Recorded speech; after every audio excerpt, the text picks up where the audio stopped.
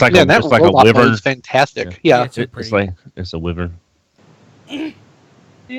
That's Toys R Us, right? It's called Yeah. Don. Yeah. Don, if you are going to return it, let me know. I'll probably get it from you.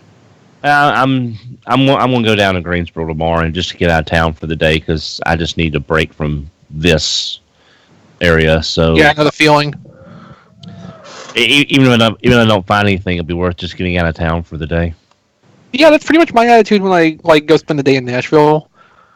I may not get anything material to bring back with me, but I do eat a lot of sushi usually. Well, usually if I do that, I'll stop by the barbecue place close to where I grew up, so I can get some decent North Carolina barbecue.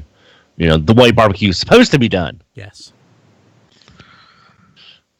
Let's see. Cookout? Cookout. I like the barbecue at Cookout. Yeah, Cookout's not bad. It's but this is a place in Lexington, North Carolina, which is They don't know how to do barbecue in Lexington. Yeah. Oh, I'm glad no one knows where you live because you said that. You because know I'm sarcastic. You know I'm being I know, sarcastic. I know. Because I'm saying they take their barbecue serious in Lexington. Yeah, I am totally not. Arguing that. That's barbecue capital of Earth. It's okay. It's all right. It's not gonna get you. The ambulance. I know Jeremy loves his Memphis barbecue, but he's wrong. I don't like molasses-based barbecue. Yeah. I've never really cared for the. It's But okay. barbecue sauce shouldn't taste sweet.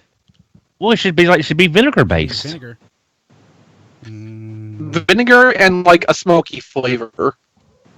Well, it depends on because I've had smoky barbecue, but the smoke was so off. I don't want to say Well, then artificial. they did it wrong. I mean, Yeah, but I mean, it's kind of like you added like fake liquid smoke, and there's a couple of local places around here that do really good smoking, to the point where the pork and their barbecue chicken too are good enough to eat with no sauce at all. It's so flavorful and moist, and it's just.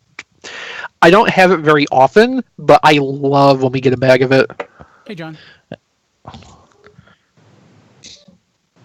Hey, Brian, that's what we need is a barbecue. You and I travel across the state having barbecue. I would do that in a heartbeat, Don. I'm doing my minimized trick. Then every day would be a happy day in Wilkes, so we'd be full of barbecue all the time. That would be wonderful. So apparently they're saying that oversized Voyager Megatron is Weizhang behind that, but Weizhang's just trying to cover their tracks. That's why they put a different name on it. Interesting. I mean, I think we all assumed. Yeah, there was rumors of that, but yeah, and besides you can tell on the quality of the figure, not many KO companies are going to be having that kind of figure that we hadn't heard of before. So, Weizhang's doing upsized Titans Return stuff now. They're starting to, right now it's Hardhead and Skull Cruncher they've got that I know of. Yep. Yeah, that. I'm kind of hoping they get into the Voyagers a little bit, because I'd love to see the Voyager Megatron up to, leader height. What? That's the one thing from Titans Return I think would really benefit from an upscale. Oh, I thought when you said Voyager Megatron to leader, I'm like, that's what they're doing, but Titans Return. Yes, I let in with that. Yeah, that could Sorry, work I'm pretty trying to well. post the show. The live stream. Okay. Yep. So I'm hoping to see some reviews for Omega soon, because I mean it's just Omega.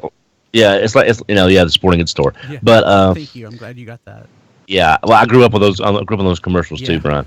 But I want to see the DX9, but I gotta say, I think I'm going to go with the Fans Toys. It's just that he just looks so good with the rest of the other MP stuff. I just hate I'm not going to be able to get him with the money I've got saved away on my eBay books. I know, like you said, Chris. I'll still get other stuff I want, and I'll still get him. It's just it's just the way the dynamics are working out in my head. Yeah. But one or two of the reviewers I follow picked up that that Transportation Captain by Fancy Sale that came out a couple years ago. That name is awesome. Transportation Captain. Yeah, it's the Astro Train that has the little coal tending car. Oh yeah, okay. Yeah, but I've never seen. I've seen a couple reviews on YouTube, but nothing recently. You know, in like nothing in high. You know, maybe something that I've missed, but nothing in like in high definition to see everything. Because I want to see how that actually turned out because it looks like it's a pretty decent little figure. Hey, silly boo. Hey, silly boo. Now eat your grass. My mic's quiet. Do. Yeah, it is actually. I mean, you sound fine here, but I realize that's not the same as what goes out on the stream. Thanks for mentioning that or catching that. Okay, so, I would like if somebody else does a third-party Astro Train for them to adopt the nickname he ended up with in IDW, Space Bus. Well, that's because Galvatron couldn't be bothered to remember anybody's actual names, mostly. Okay, how was that? Should sound the same to you guys. Yeah. People on the stream. People on the stream, it should be good. They can hear us, right? Yeah, they can hear you. I'm just quiet. I don't... It bears checking every once in a while. I updated Windows today, so that's probably it. Yeah, actually, that probably would be it. Let's see here. And I am not looking at the Skype chat. Sorry. What was not really that important. Okay. Just a picture on Twitter of a movie knockoff. Nothing Wai-Zhang-y, exactly. No, definitely more into the obvious knockoff kind of area. What? And I like the ridiculous thing. Do you see what Jesse Wittenrich just posted to Twitter? I don't actually follow him. R.A.D. Rob Night did. Viper, right? Oh yeah, that. Is Yes, that the slug slinger's head apparently Digibastion. As Psykill. Oh, Yeah, I saw that one. Bashed. Okay, crap. Allspark. I assume it is anyway. Well, yeah, since it's the stock photo, it has to be. Oh. Yeah, he posted that to Allspark earlier today. Surprisingly good fit. Yeah. Yeah, it really is. If only there was a motorcycle body to put it on. Yeah. Well, maybe before we're done. Mighty robots, mighty heads. Doesn't really roll off the tongue. Okay, let's see here. What do we got? Oh, yeah. Okay, posted to T-Formers. Posted. I need to tweet this thing out. Here's the hard part coming up. To get Overlord from Hasbro or wait and see what Takara does? Matt's on. Okay. Yay. Well, so I made my choice with Overlord because I found out that the Mastermind Creations upgrade Godmasters can be stuffed to those chest ports. Oh, that's right. I forgot about that. Regardless of what Takara does, basically, that's probably going to be a better option for me because that mold's head can stay in during transformation. It doesn't, it's like 6-shot and Optimus. It doesn't have to be removed. It just can live in the helmet. So I can ignore the headmaster part and actually have Omega and Giga that can plug into it, or at least jam into it, and then it'll be cheaper in the long run. Yeah, that's true. I hadn't thought about that. Unless Takara comes out with something like ridiculously crazy that they've changed with that, which how can we ever rule that out when they've done Octane with Ghost Starscream? Oh, so that is true? Yeah. Yes, it is. Oh wow! I saw it mentioned. I just yes, the last it's real and it's spectacular. Yeah, the last couple of days have been real busy at work, so I haven't been doing a lot other than just coming home and. Well, see, that's why you should read T-Formers, because you can get all of your important news in one place. I do. It's just... We'll see. He's here. John, how are you doing? We haven't heard from John. I'm good. John, I am very cross with you. About what? Oh, I forgot to do the emergency thing. Yeah, you didn't add Ty's emergency thing to the start of the podcast. I forgot. That would have been I acknowledge that I forgot. Yeah, because I told John for the mini cast, it'd be great to have Ty doing her emergency bit from Car Robot. It's like Now, see, if I had edited that mini cast, I could have done that. Yeah. Oh, Brian. Hey, Brian. Speaking of next week, the show next week, can we start earlier at all possible, or is that gonna screw y'all up? I don't care. It's fine. I mean, I can be on an hour earlier. Around 2 p.m. Eastern. Earlier, not like dark 30. No, dark 30 would be like 2:30 a.m. So you guys saw the email. So this is our backfill, I guess, for the JD anniversary or memorial episode, and it's the 25th anniversary of the Malaysian dub. It is a very special episode. And by very special, we mean...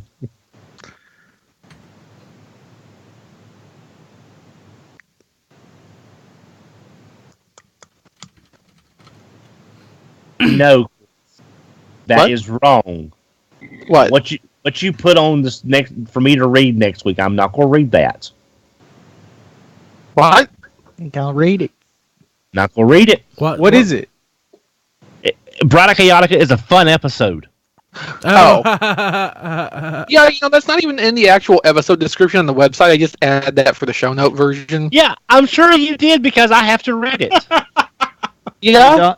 Hey Don, I put a picture of Omega in there if you want to see it. Oh god, this sounds like a troll. Is that masterpiece Starscream by its feet? No, I think that's the Iron Factory. Oh, good. Yeah. Oh yeah, that has to be that new Iron Factory one. Yeah, the Wings of Tyrant version. Yeah, because the legs are definitely. Yeah. Oh, and by the way, so you can also see it's got big 5mm post hands. And also, the Thundercracker just came out. Oh, nice. In that Wings of Tyrant set. However, in the T-Farmers article that's linked from the show notes, there is a side-by-side with Phoenix, which is alarming. Oh my god, that's... Skystreak said, tonight, on a very special Headmasters, Chrome Dome learns just how much his friends truly need him. That's awesome. I love that. That makes me happy. Wow, that is pretty impressive. That's a lot of robot. Yeah. And I'm not the biggest Omega fan in the world, but it's just the sheer size and the styling and the sculpt. I mean, it's just I decided when I was posting these sample pictures last night that I would define a new description for toys of this size. It is now the absurd scale. It's no longer masterpiece scale. I found that picture you were talking about. With Phoenix. Yeah, and wow.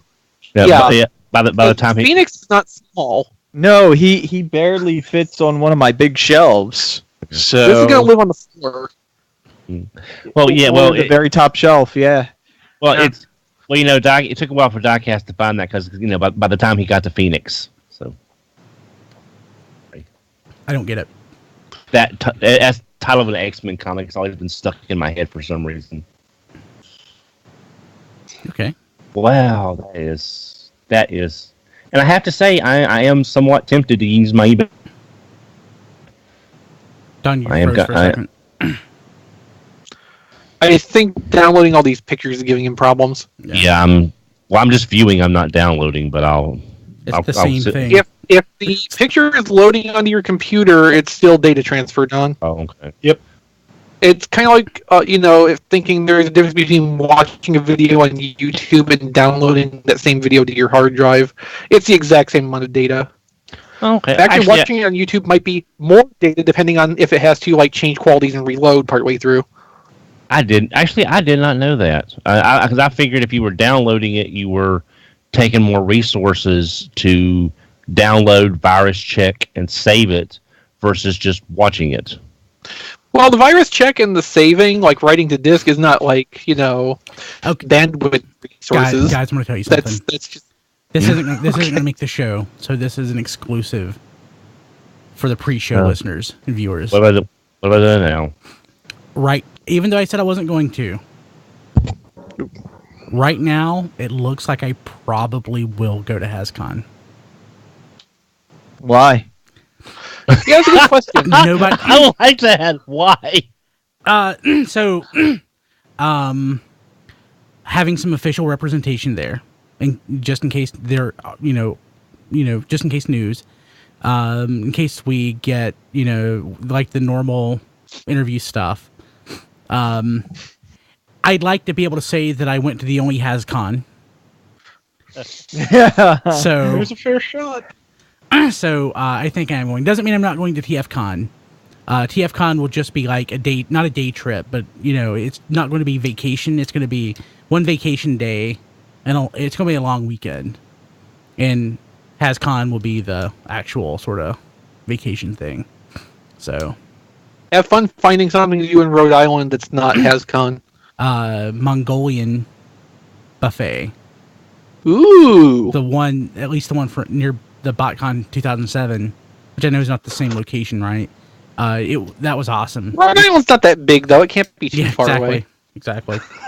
Well, and Brian, don't forget if the mall is connected to the where we stayed at, they do have a comic book, toy, and game shop. Or they did 10 years ago. Yeah, but that was there because that was the weekend they came out with the first iPhone, and I remember myself, Paladin, and a couple other folks was looking down, wondering what are they standing in line at the Apple store for? Oh, they're releasing a phone. I said, Apple's releasing a phone, but they do computers.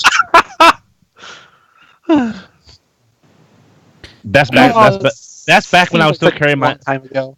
I was still carrying my Nokia 5150. Jason had a good point about the Twitch stream not working right. I thought that was just me, so I'm going to kill that. That saves bandwidth. Yeah. In 2007, little Motorola flip phone. Jared C176 maybe? Jared said RFC interview with Chewbacca Mom. No. Yeah. No, I'm going to go with Brian on this. Yeah. I'll do it. You're not going to be there. No, I might be there.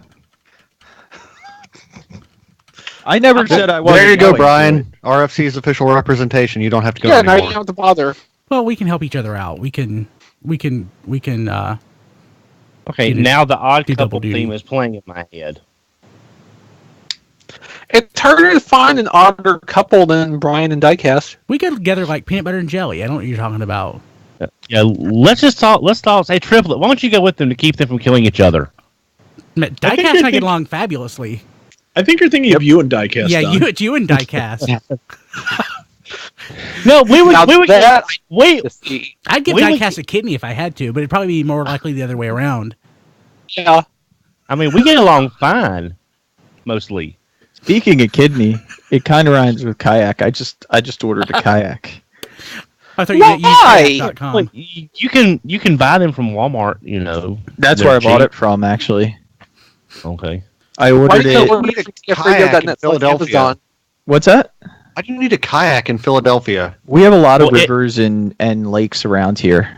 Well, I figured if the giant cream cheese reservoir breaks, in Philadelphia, that he can, ride out the wave. Well, the thing is, cream cheese is more dense than the human body, so, he could float on that pretty easy. Is it?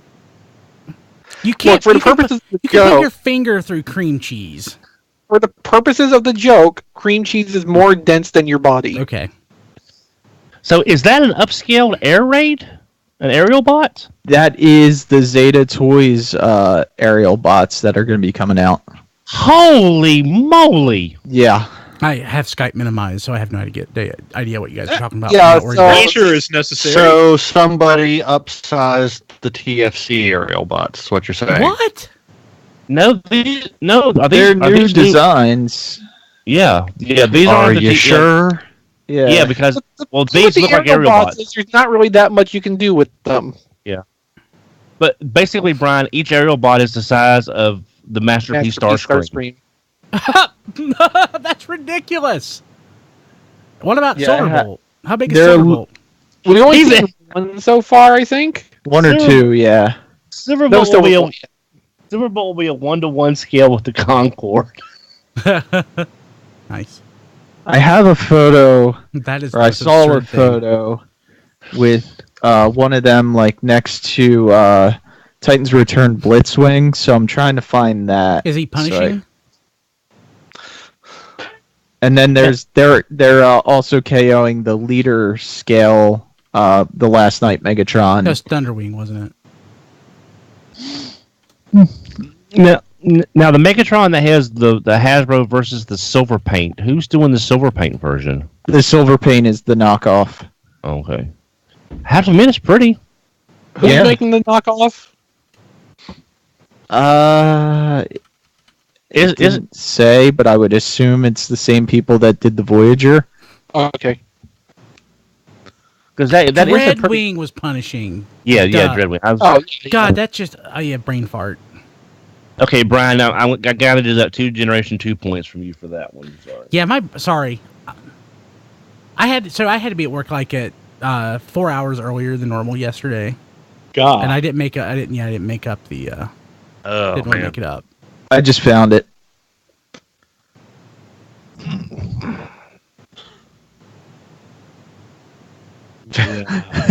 That's like Sky Streak said, I want to see the broadside that goes with the upscaled aerial bots. It's almost a leader size figure. Yeah. Again, it's a 1-to-1 with the Yorktown. That's how big broadside is. Not in terms of height, maybe, but I'm sure in terms of like the material density of it, yeah, it's got to be leader equivalent. I mean, he's a good head and a half taller than a Voyager. And look how much thicker it is too. Yeah. The back of Air Raid's nose cone in robot mode is taller than where the barrel is on Blitzwing. Is it horrible that I'm actually interested in these? No. From a sheer uniqueness standpoint, no, but it's just enjoy it while it is unique. Yeah, it's just like I love the aerial bots have one of the greatest unified colors in combined mode. You mean boring? It's also right. It's also one of the most boring designs out there, and the aerial bots are kind of boring. I mean, I love the aerial bots, but it's just such a non-thing as Superion. Superion is the worst combiner possibly ever. Definitely the worst of the Scramble City combiners. Superion is magical. That Superion's awesome.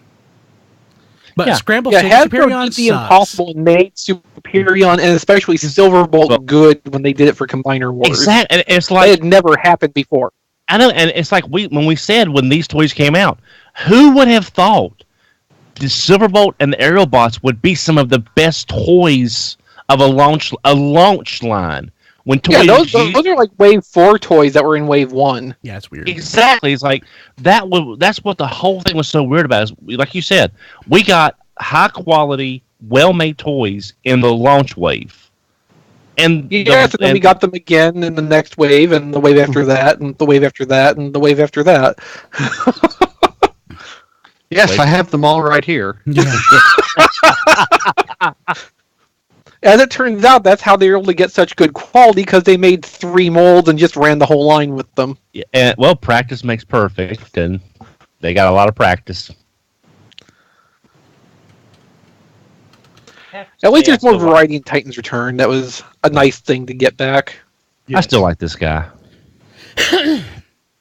Okay. I want to get over this freaking stupid sickness. Maybe you should get down with this sickness. No, I don't like Disturbed. I'm more of a System of a Down kind of guy. Oh, did I mention when I got Penn that he comes with the heads from Hoist Goes Hollywood? I don't know. That's cool. Yeah, I like that.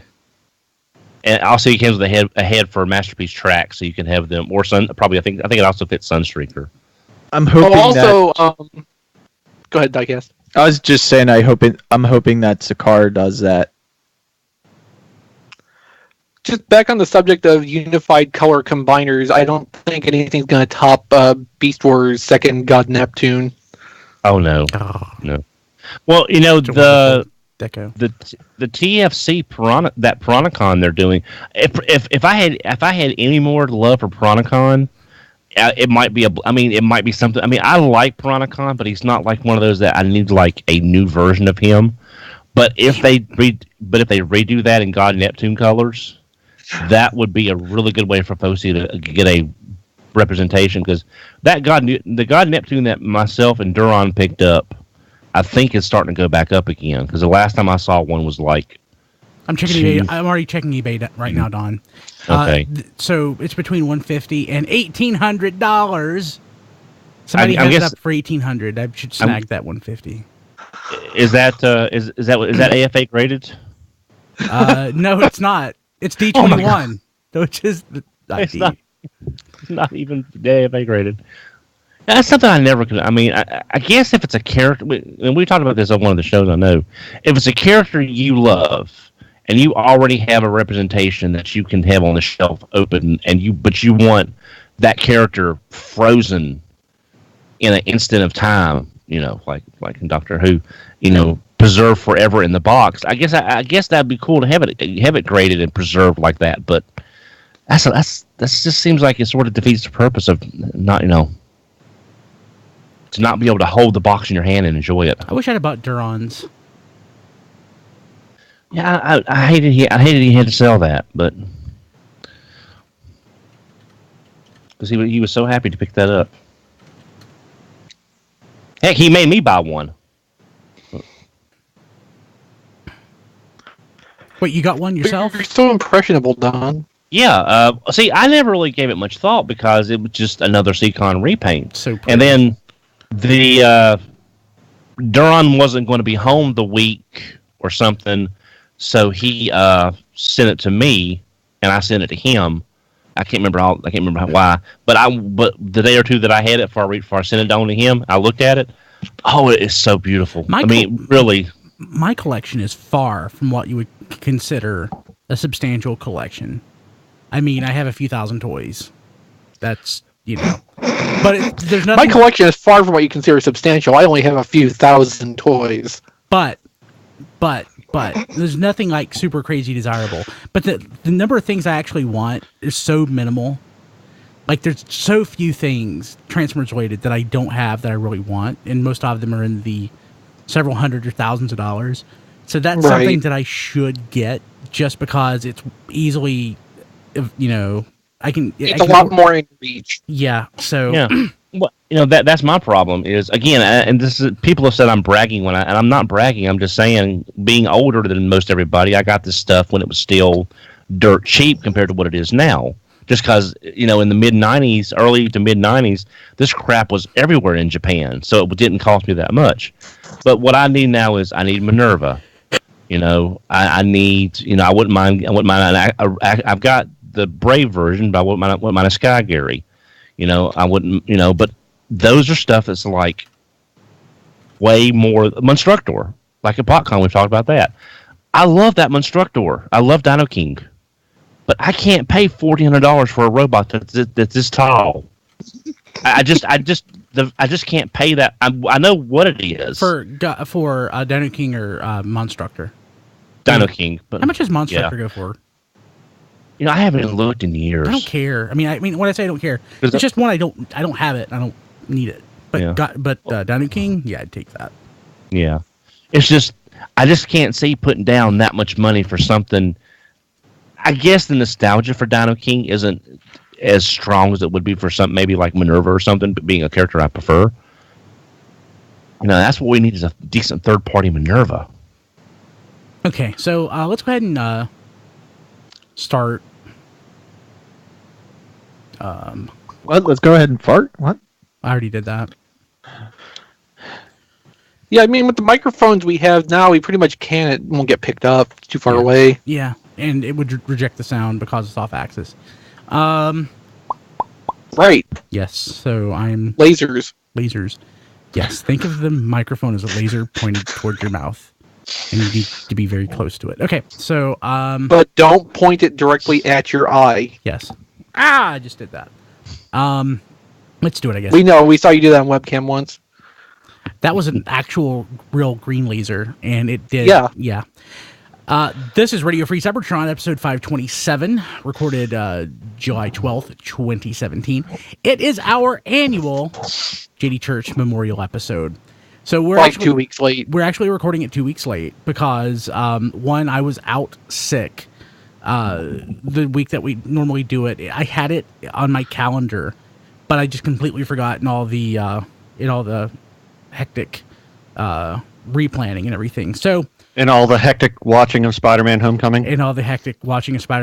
How many times did you watch that this weekend, Matt? Just twice. I only watched it Excellent. once this weekend. Friday and Saturday. But it was great. It is our JD Church Memorial episode. So what we do, it's just something where we want to make sure that we remember JD and talk a little bit about him. And we're going to get into the survey stuff that we've been talking about later on in the show, but it's obvious by some of the responses, and I even asked the question, basically, how long or have you been a fan? Not everybody's been a fan forever. Some people said they only started listening in the last couple of weeks. People are asking about things that we actually did years and years ago. Hey, why don't you do this? Well, we did do that for like 5 years, and we stopped doing it like 5 years ago. But JD, so Radio Free Cybertron, I first started doing it in 1999, October of 1999. And we pretty much were consistent through about 2002, 2003. And then after that, it became, due to life events and, just things, we didn't do it on a regular basis. I think I recorded like an episode every year and a half. We posted something. Somebody recorded one and I posted it. So we were really inconsistent and spotty, say from mid-2003 through 2008. So in 2009... I got a message on Facebook. And I hate Facebook Messenger, but, it was JD Church. And JD said, hey, Brian, you need to bring back Radio Free Cybertron because I want to be a podcaster. And I'm like, JD, I'm not going to do that. I don't have time for that. You know how much of an investment in time that's going to be? And he harassed me about it for months. And I eventually said, okay, I'm going to create a Facebook page for this. If nothing else, it can just be an archive for like old shows. But if we get 50 people who like it, I'll bring it back. And we had about 50 people who liked it within like a day. So I brought it back, and it's JD's fault. And he's the reason I'm thousands and thousands and thousands and thousands and thousands of dollars poorer now. So radio.net/Amazon. / Amazon UK and Amazon CA now. But yeah, so nice. Yeah. But yeah, JD passed away in February 2014 due to an infection that he'd had for quite a while. It was a tragic event. It's one of the worst things that's ever happened to me personally. And I've lost most of my family, but I didn't think that this period in my life I'd lose somebody so close, but we did. And I seriously miss JD. JD is, I love that guy, and we all did, so just wanted to take a minute to remember him. Yeah. And if you are a newer listener and you never got to listen to any of the shows he was on, I really encourage you to go back into the back archives, check out some of the shows from 2012, 2013 with JD on them. Also episodes of Superhero Time when we were talking about Power Rangers and Super Sentai and stuff. JD was on that a lot starting from like mid 2012 onward, and like he made my show so much better with his presence. He just like anywhere he would go, he lit up the room he walked into, whether it was, a real place or just like in a gathering like this over Skype. He made the environment. Yeah. And anytime you bring somebody new onto a podcast, there's a feeling out period. And it's kind of funny that I still worked in radio, so it's not like I didn't know how to talk. But in June of 2009, when we started RFC back, the first episode or two was just me and JD, and we were trying to fill the thing out. And it's awkward. So you should go back in the archives at tfradio.net and check that out. So it's pretty awesome. And then not long after, XV and John came back into the fold, and we never looked back. Actually, I looked back quite a bit. Just didn't mean to. Yeah. Yeah, didn't mean to. So, Diecast is here. Don, Mitch and Matt, Chris, Rob Clay, and John Luna. Gentlemen, how's it going? Excellent. Hot. It's Very hot. hot. It is Yeah, hot. it's been unpleasant lately. So when doing video, like, of course, hopefully people out there watching live, tfradio.net/live, we have a lot of people in the chat, and we love the chat. The chat's awesome. But I always do the podcast in my normal work attire, which is like a polo shirt and slacks. I am wearing shorts right now, not slacks, because it is so dang hot, and I've got the AC on like 65, and it's just it's not working. So it's hot. Let's see here. So a couple things I want to get out of the way before starting. So next week we record the show on Wednesdays, and it normally posts Wednesday night. We are actually going to record Thursday. Why is that, Brian? Because San Diego Comic-Con is going on, and Hasbro is going to announce Power of the Primes at HasCon. Wait, no, they're going to do it at SDCC. So they were going to do that at HasCon originally, right? I don't know if they specifically said they were going to premiere it at HasCon, but they were going to like show off Power of the Prime stuff at HasCon. Yeah, so both still can be true. True. Technically. The San Diego could be more of a teaser. We're not sure yet. So we are not there, but our buddy John Garcia, who has been listening to RFC since the 90s, so probably since episode 2 or 3. We actually recorded Get the Skinny last night with him, which we'll post Friday, and talking to him beforehand. I was just trying to get an idea of exactly how long it's been, because I know it's been a while that he's been listening. Yeah, he basically cited the episode, and it was like October or November of 99. Yeah. He may well have been listening longer than I've been involved with RFC. It's possible.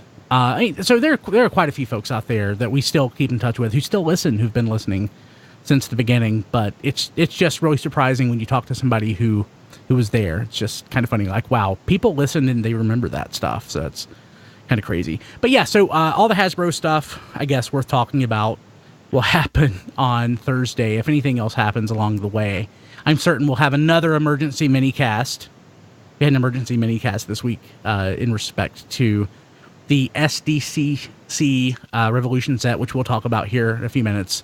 John and Don sat down this week to talk about that. That was a lot of fun.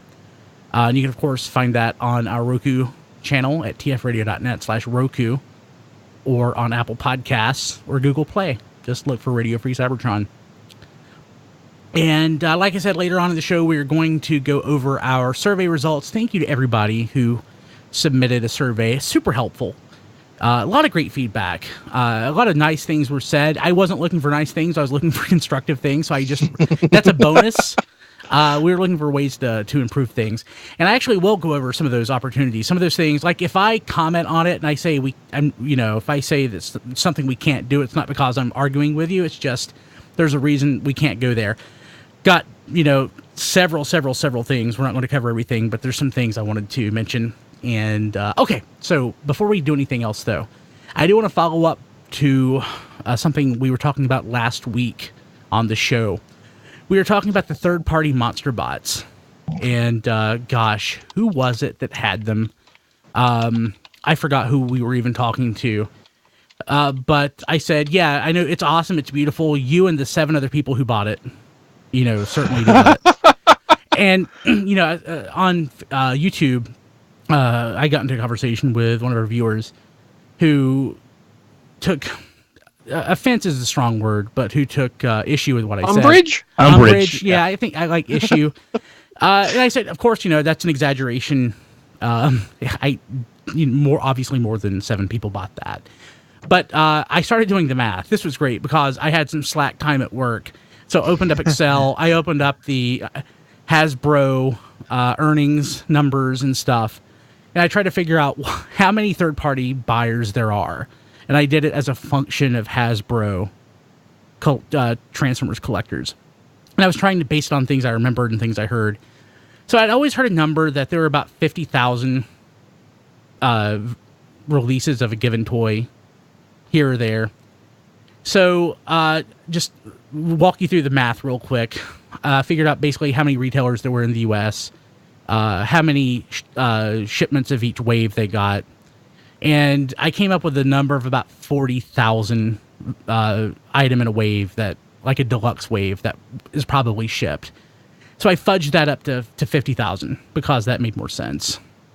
Did a little bit more math. I figured probably the average collector buys 1 in 10 items that come out. So multiplied that by 10. Then the long and the short of it, I said there's probably about 150,000 people adults over the age of 14, which that's what Hasbro has listed in their release, that buy Transformers, who collect them. Seriously. So we did some more math. I came up with a number that was XV felt was a little low. I felt was about right on as far as the number of third-party collectors. So we doubled it to account for international. We figure about 10,000 people seriously collect third-party Transformers. So that toy, the Monster Bot, which is awesome, I figure the sales are not in the thousands, but they're definitely at least in the hundreds.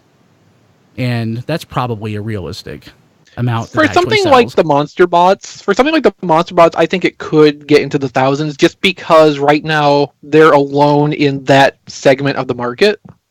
For something like the half dozen Springers, you're really, like, attrition's bringing that down, I think, into probably the hundreds each. Yeah, so you got to figure out, if there are 10,000 people, probably 20% of those want a Masterpiece Springer.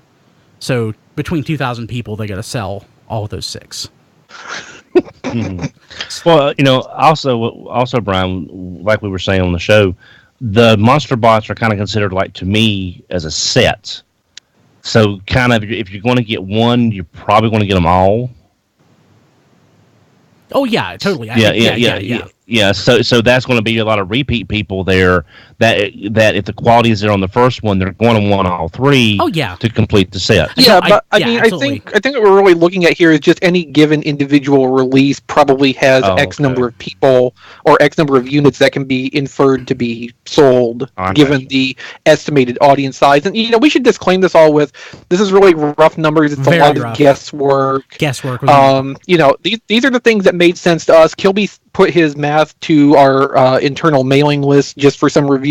I think I was the only one who actually responded, but just the proportion of third-party buyers to official was the only thing in that seemed immediately off to me, and that's just because, from my own experience, it looks like I would say probably half of the third-party audience is in mainland Asia, Hong Kong, that whole. I think there's a disproportionate amount compared to in the English-speaking world, for example. Yeah, and we were talking about how many individual units of a third-party item are produced, and I forgot what example Diecast used, and I said, okay, based on what I'm seeing, probably about 1,250. So it was a very popular toy, maybe 3,000, 3,500, but anything average, probably 1,000 or less. Now, I was going to try to help you, Brian, but you used Excel, and I only know Lotus 1, 2, 3, so I couldn't help with that. Yeah. So, but yeah. My mom used Lotus 1, 2, 3 when I was 8. Thanks! Awesome. I appreciate that. So yeah. But I just wanted to mention that because some of the feedback I got, and I'll get into it again a little bit more. Obviously, some people who love third parties said that we are too hard on third party, and that is definitely true sometimes. Not always. But when they make half a dozen of the same character at the same time across as many companies, there you go. They're kind of asking for it. I'm sorry. I do want to share some of the feedback because I think it's fascinating. So after the news, we'll talk about that. But speaking of feedback, the overwhelming number one thing that people wanted to change was to bring back. Did anybody get anything this weekend? To RFC. We do it, but we limit it. So I'm taking that feedback. I'm doing it. So we are going to just... What did you guys get this week? Anybody get anything? Diecast, what did you get this week? Oh, I got... Let her fly. What? I'll get a book. Speaking about oversized KOs, I got the Weijang, Titan's Return, Croc. Or not Croc. What's his name? Skull Cruncher. Skull Smasher. And why is his head white though? I don't know. It's an odd choice.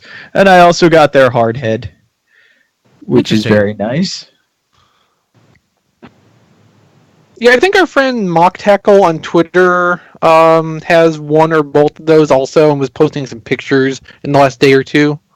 I also got a Masterpiece Bumblebee. Hey, how do you like that? They left a screw out, so when I used the battle Did you get mask, that from Taobao? Yes. Well, there's your problem. No, it's an official piece. It's not like it's Of course, it's an official piece, but like, It's an official factory reject. Yeah. No, I just like that Chrome done with no wheel. Yeah. I have bad QC luck. Yeah. But yeah, Screws Because available you in buy another- from Taobao. he was missing a screw, and his head explodes when you try and use the battle mask. Other than that, he's fine. Okay, Diecast, double check the seller's other auctions. The screw is probably for sale at another auction. So what you're saying is that you have a screw loose. Yes, pretty much. But he doesn't look like Wingbat. Ah, I also Well, got not- a very large, non-transformable I'm jealous. Valvetron. I was checking I'm eBay not. to see how much one of those would cost. I was hoping it would cost less than an oil change. I couldn't verify that it was.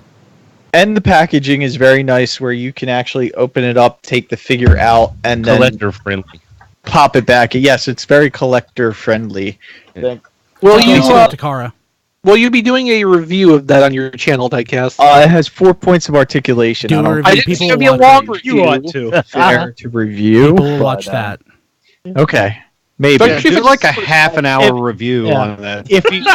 If you have less points for articulation than a Kenner reaction figure, there's a problem. Yes, Diecast. You actually went through the proper process and got the oil and everything and sent in the form for that. Yes. Review the oil too in the same video. And I also got Fan Toys Spindrift. Fan's Toys Okay. Spindrift. He is really nice in hand. He's still. I wish he was a little bit not For people not not watching as the video, skinny that's looking. sea spray.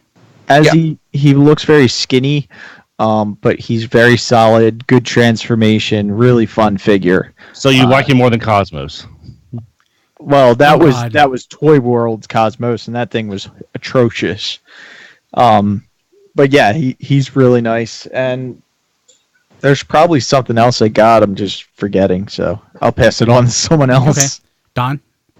I picked up two things this week. The day after the Toys R Us sale for buy one get one ended, of course they got a new product, and the Skeletron and the recolor, the really nice recolor of that Generations Megatron Stealth Bomber came in, and I picked up those two. Although I'm on the fence about keeping Skeletron because of the floppiness issues that it and Steelbane seem to have. I still haven't decided if I'm going to keep it or not. But I wasn't planning on buying the Megatron at all until I saw it in person and how great those colors look. So I figured, well, I might as well while I'm here because it's a pretty figure, and I only have the G2 Dreadwind version of that. I didn't get the actual Megatron Bomber because I had no connection to the IDW character. So it was like, whatever. So That's gotta be a hell of a deco on it to make you spend $20 on that, Don. it's a plus I had some rewards points, so Dynanomics came into play. But other than the being disappointed in the Skeletron reviews that I'm seeing, where he's just turning into Mr. Floppy butt, Floppy butt. Yeah, I love my Floppy Skeletron, butt. yeah, and I also have a review of it.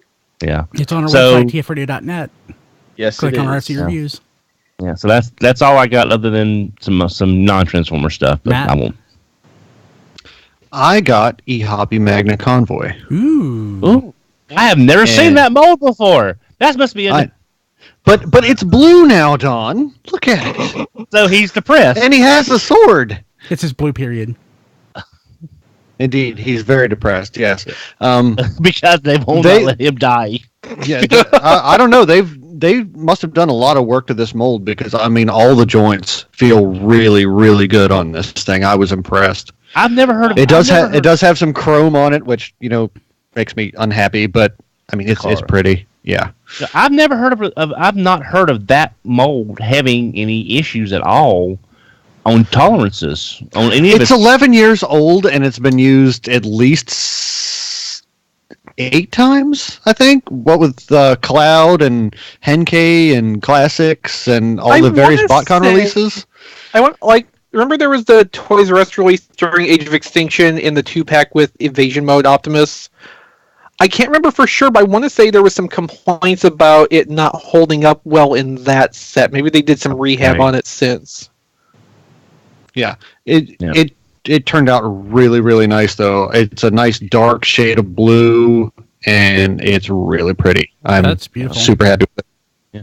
It's one of those oddball color schemes you never see on a Prime, but once you finally see it, it looks nice. It's sort of like the EVA colors on Optimus. I would have never thought those colors would look good on Optimus Prime, but to me even when you saw them on Shattered Glass Optimus. What the purple colors? Yeah, I like those too. But as a fan of the Powered Convoy, I was really, really excited when they announced this. I never even thought about Powered Convoy. Yeah. Okay, Brian's going to go pre-order this now. I really wish fans that's the whole reference, Brian. It didn't occur to me. I just it's a blue Optimus. It didn't click because he doesn't have the trailer. I have the Fans Project upgrade armor in the Powered Convoy colors, so I'm okay. Yeah, because I keep hoping that Fans Toys will release. I know it's a little outdated by this point, but when they do molds like that, that would be a good companion piece to get, if just for the trailer in vehicle mode for display. Cool. On the other hand, I'd be counting on Fans Project to get another product out ever. Yeah, I wouldn't place money on that. So, Chris, you get anything? I'll go last. Okay, well, you can go last. John, Rob. Not me. Okay. I got Magna Convoy too. Sorry, Brian. I think it's sold out most places. Damn it. Oh, a life of regret. Yeah. Yeah. Okay. I'll live with He'll it. forget about by the end of the show. This is true. So I got Voyager. I keep wanting to say leader. Voyager Megatron from the last night. Yeah. And I like it. I haven't really had a chance to play with it much, but the joints are really tight. I like the look of it. The detail on it's really nice. I just hate that it's $30, and I missed the buy one get one because I would have got Hound as well, but I'm not dropping $60 on 2 tiny Voyager toys. But that's okay because I was at Target this weekend. It's not a Transformer, but I got this Zoomer Chimp. It's the best thing ever. Oh God, is the power? Oh. Yes. Oh. It's a little chimp. He walks over. Max is barking at him. He walks.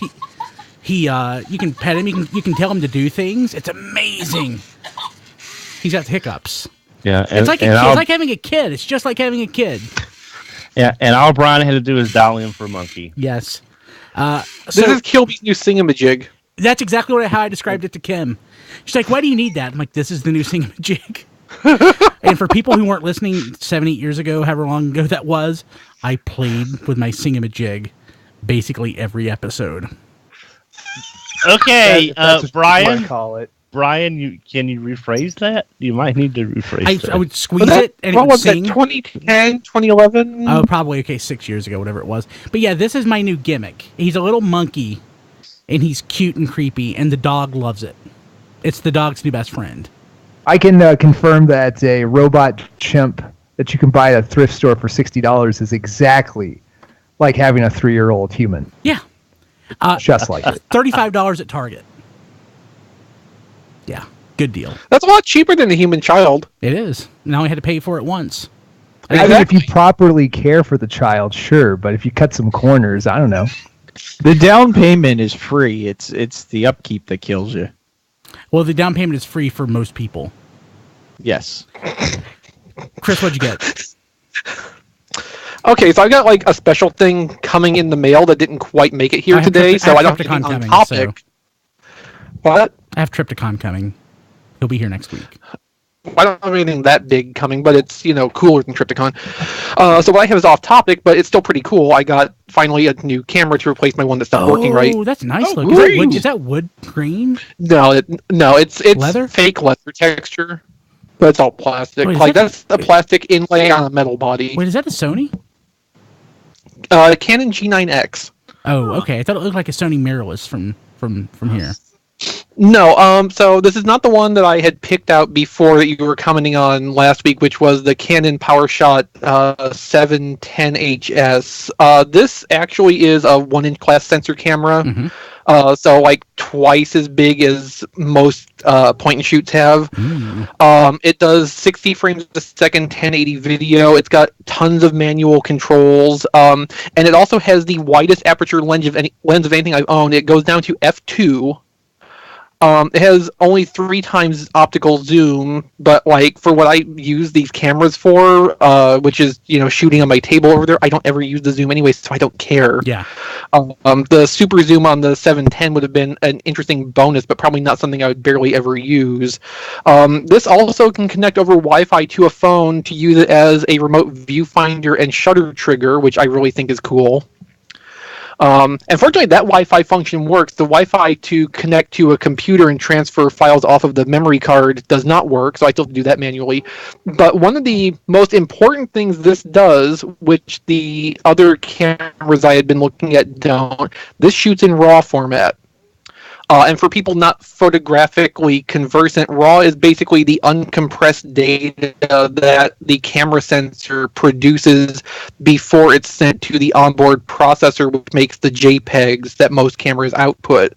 So it produces 20 megabyte uncompressed images, and that's also why I wanted to go with something with the 1-inch class sensor, because it's a 20 megapixel camera. Basically everything I was looking at was in the 20 megapixel range, but it had the 1/2 sensor, which is teeny tiny, about the size of what's in a cell phone camera, and basically it's at the limit of the pixel density you can really get out of that, and so you don't really get clear pictures at 20 megapixels on the normal sensors. This makes really, really pretty photos with its 1-inch sensor and the uncompressed photo format. So, like, I'm really excited about how I'm going to be able to progress with my photography with this, especially since this one works. Cool. It's weird because back when I was selling cameras many years ago, to get even a fraction of that, you would have had to go on to one of the high-end Canon EOS Rebels to get even a fraction of that, and that would have been $699 or $799 at the time, which is your basic 35 to 80 zoom lens. Yeah, so I paid about $350 for this one, and like in every quantifiable respect, it's superior to the Nikon D40 that I paid $700 for 10 years ago. The lens is even better than what the Nikon has in terms of its aperture range. Well, I was going to ask you. You just couldn't use your phone. This isn't a case where your phone would have done good enough. You needed these specifics. When I bought this phone, I had hoped that its camera would be good enough to use as a backup in case something happened to my main camera. In practice, it just didn't work out that way. This phone has kind of an overheating problem, and when it warms up, the frame rate of the video drops randomly. It has a fairly wide aperture, and it can, because it doesn't have to have a zoom lens built in, so they can just make it as wide as they can make it. But that's not controllable, so the depth of focus is not very deep. It's not really good for like really close in shooting, because you get just like a little sliver of in focus area, and then everything around it is fuzzy. The phone camera is really good for like being out places and taking pictures, anything where you're a little bit of a distance away from something, because the farther you are, the more your depth of field increases, even with a narrow aperture. So like it's great for that kind of stuff. If I want to shoot video when I'm out somewhere, little clips quickly, it's good for that too. It's not good for the kind of production level I do.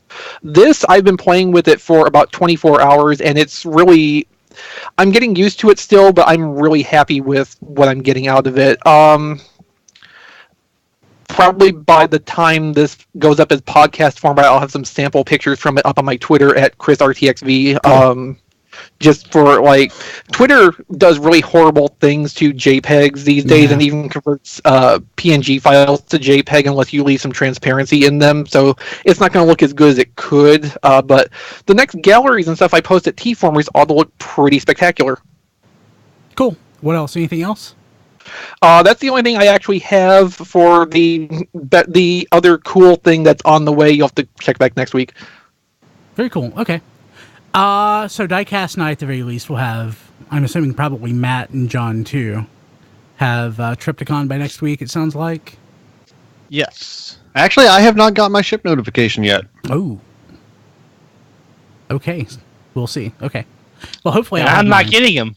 Yeah. Matt, yours didn't like go into pile of loot, did it? I mean, I haven't got a confirmation that it's come in yet. Oh, okay. Okay, let's jump to this week in history. It's a big It's one. a big one. It's a big one. Possibly the most important thing to happen for the Transformers since the Transformers. Probably. I mean, Transformers, it was popular in the 80s, but this is what really made Transformers big and have a lasting impact on the world. 1992, 25 years ago, To the day, to the day of this recording. July 12th. It's fate. It's fate. There's no other way to describe it. It's fate. The Headmaster's dub premieres in Malaysia with the four And thus soldiers from the sky. And then Transformers was ruined forever. No. Ruined forever! No. Ruined forever. It's the best thing. It's the only thing, really. It's the suckiest thing. One of the suckiest things. The only thing worse would be Night Scream from Beast Machines getting his own television show. Dad, what are you talking about? What is it that you hate about the dubs? Do you want the list alphabetically or numerically? You know, if Beast Machines had happened like 5 years earlier, I think we really could have gotten something out of it that basically was what G.I. Joe did, where it was, Night Scream and the Transformers. Oh. It's a shame, really, that everything isn't dubbed like the Transformers. It's a shame that the Transformers as we know it debuted in English. Otherwise, we would have the Malaysian dub Of G1, yeah. G1. Just imagine how iconic that Optimus Prime would have been in the memories of all of us, 30 and 40-year-olds who sit Brian, here. my eyes cannot roll any harder than they're rolling right now unless they fall out of my skull across the floor. What's the matter with the Headmaster Don? God, He can't fight. He can't fight because he's sick to his stomach. So great. I'm laying it on thick, but I genuinely, seriously, and honestly love the dubs. They are probably my favorite thing from Transformers. And that's saying If a only lot. we could have got a dub like this for Beast Wars instead of the Japanese dub, which just makes no sense. War, stop it. I mean, that part's great. Don't get me Yeah, wrong. it is. Yeah. Man, that'd be great. Okay, so in all seriousness, that's the best news ever. If I was going to do a spin-off podcast just dedicated to the dubs, wait, I might do a spin-off podcast just dedicated to the dubs. That's a good idea. Let me write that down. Where's disconnect at? Okay, I can hang up on you if you want me to, Don. Okay, let's jump to the big news item of the week. We actually did a podcast about this week, which is the IDW Revolution comic crossover mega box set from San Diego Comic-Con. It's $100. It's a deal. Basically, it comes with what's effectively the Takara. Was it Henkei, I guess, at that point? No, it was Jetfire. Legends. So Legends, okay. So it's Jetfire without the chrome. Plus, it comes with Matt Tracker, ROM, some guy from something called Visionaries.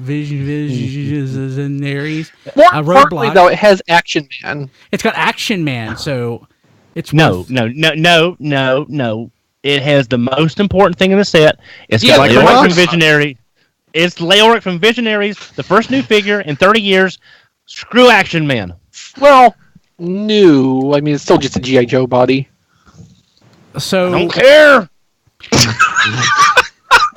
So it has Dire Wraith, and Dire Wraith is from ROM. Yeah, Yes. yeah. Based on they the were name, I thought it was from Dungeons and Dragons. Honestly, they were a race of shape-shifting aliens trying to bring magic back to the universe it's and the conquer most technology. D&D name ever. It's like a dire wolf or a wraith.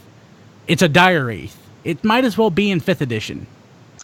I mean, they did come up with this in the 70s, didn't they? Yep.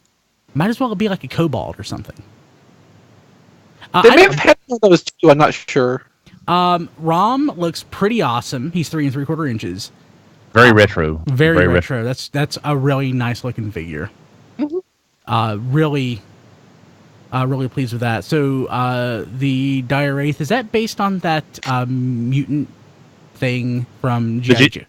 The G.I. Joe zombie? Yeah, The zombie, yeah. yeah. It's at least got some of its parts. Yeah. Yeah, that's what I was thinking when I was talking to John about it on the minicast. Well, G.I. Joe is easy to mix and match. Mm-hmm. Well, I also mentioned on the minicast of how, remember when we were talking about this before a long time ago, how I was saying if they bring back Mask and Visionaries and they restart G.I. Joe, using a shared buck between all three makes the most sense because you get the most number of parts with the least number of castings for different characters and different choices. So what's this guy's name? The Visionaries guy? Leoric. I was going to say Euloric. That's like a medicine, though. So Leoric. I don't even mind the lack of holograms on it. I still think that looks nice. I kind of do. It's like I told John. It's like, but were the late '80s the highlight of hologram technology? Is that the best we could do, and we just can't do any better? Because that's kind of the one disappointment I have is there's no holograms. But it looks like the pinstriping around the owl might be glow in the dark pinstriping, so it might have a glow in the dark effect. I can't quite tell. How much does this matte tracker have in common with the previous matte tracker? Rob? As far as I can tell, everything except the head sculpt is from the G.I. Joe Specialist Tracker figure. That's the best I can tell from this distance. Yeah, so, gosh, I'm trying to remember. It looks... So this was from 25th? Wasn't it from 25th? Yeah. It was before Persona Cobra. To me, it looks more almost like a Renegade sculpt, but I know it's not. So, it looks nice. It looks nice. And just as you know, information for folks out there. Yeah, there was a 25th anniversary G.I. Joe Specialist Tracker. If you really are that married to the original character design, if you're not following IDW, that is available on eBay. So there is a matte tracker for everybody. In the IDW, and it's not particularly expensive either. No, in the IDW universe, he's black. In the cartoon universe, he's white. So that's the difference. Roadblock, and this is the Renegade's Roadblock, right? I believe that's what I heard, yeah. Because he's got the chops and everything. Nice looking figure. I don't like the head sculpt, but I'll live with it. Because again, it's not my Roadblock. My Roadblock had a mustache. Yeah. When John and I were talking about this, I was saying I kind of, I'm not a huge G.I. Joe fan, but I wish it had been someone like really unique, like maybe a new version of the Pimp Daddy Destro. I heard that. I heard you mention that. I don't get that though, because nobody cares. These are like these. I mean, so the Leoric is as you're obscure, a monster. It's as obscure as this stuff is going to get. And I don't think you need to get more obscure by adding an obscure G.I. Joe character. It's like you're multiplying by a decimal. So by every time you multiply it by something, you're making it less enticing for somebody to buy the whole overall set. Are you saying if that was Nemesis Enforcer, you would like it less? You're a liar. I'm not saying I would like it less. I'm saying it would be less enticing for somebody to buy. Or it'd have to be something like the Nemesis Enforcer Chuckles. Yeah, Chuckles. I don't think people care about Chuckles. I care, Brian. But Nemesis Enforcer came out for the anniversary series, so it's not like it's been that long since we got one of those. It'd have to be something like Dom mentioned, Pimp Daddy Destro, which, of course, was an exclusive before, so the likelihood of that being in there is not very high. Gosh, what would be something? Maybe if his name was Pimp actually Daddy Destro. Pimp Daddy Destro trademark. When was the last time they did like a Billy figure? They had to do one of those for like JoeCon or something. That would be about, or we did Dr. Biggles Jones we got recently.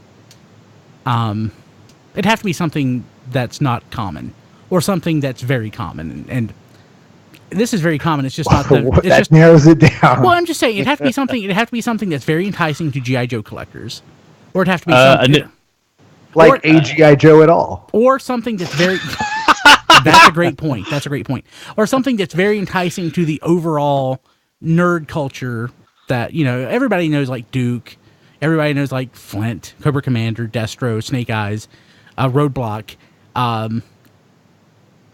Well, they couldn't do like Sergeant Slaughter or a redo of that Roddy Piper because of, I guess, licensing. Do you want and the everything. G.I. Joe Extreme characters? Nobody wants the G.I. Joe Extreme characters. I suggested a new Quick Kick, a new Quick Kick figure. We haven't seen one of those in a while, and he's a popular character. A gem figure. Gus one in the chat said a gem figure. That would have actually been pretty coll. I'm kind of surprised there's not one in this set. You know, it just. Well, you see, the IDW Gem comic does not connect to the other Hasbroverse things, to my knowledge. So, and Gus also said Inhumanoids. Inhumanoids hasn't shown up in Revolution, have they? It's a shame. don't think so. It's a shame. Yeah, I think Inhumanoids and Robotics are the last two major Hasbro properties from that time period that haven't resurfaced. I haven't been following the wider. Yeah. I haven't been following the wider Revolution offerings, but like from what I'm hearing from people who do, it sounds like they might be trying to set up the possibility of Inhumanoids in the future. So, what was I going to say? I forgot. It's not important. Yeah, cool. So at this point, it'd be slow kick. Benjamin Yoon in the chat said that. It's really funny. It's true. Okay, so what else we got going on? Okay, sad news. Really sad news.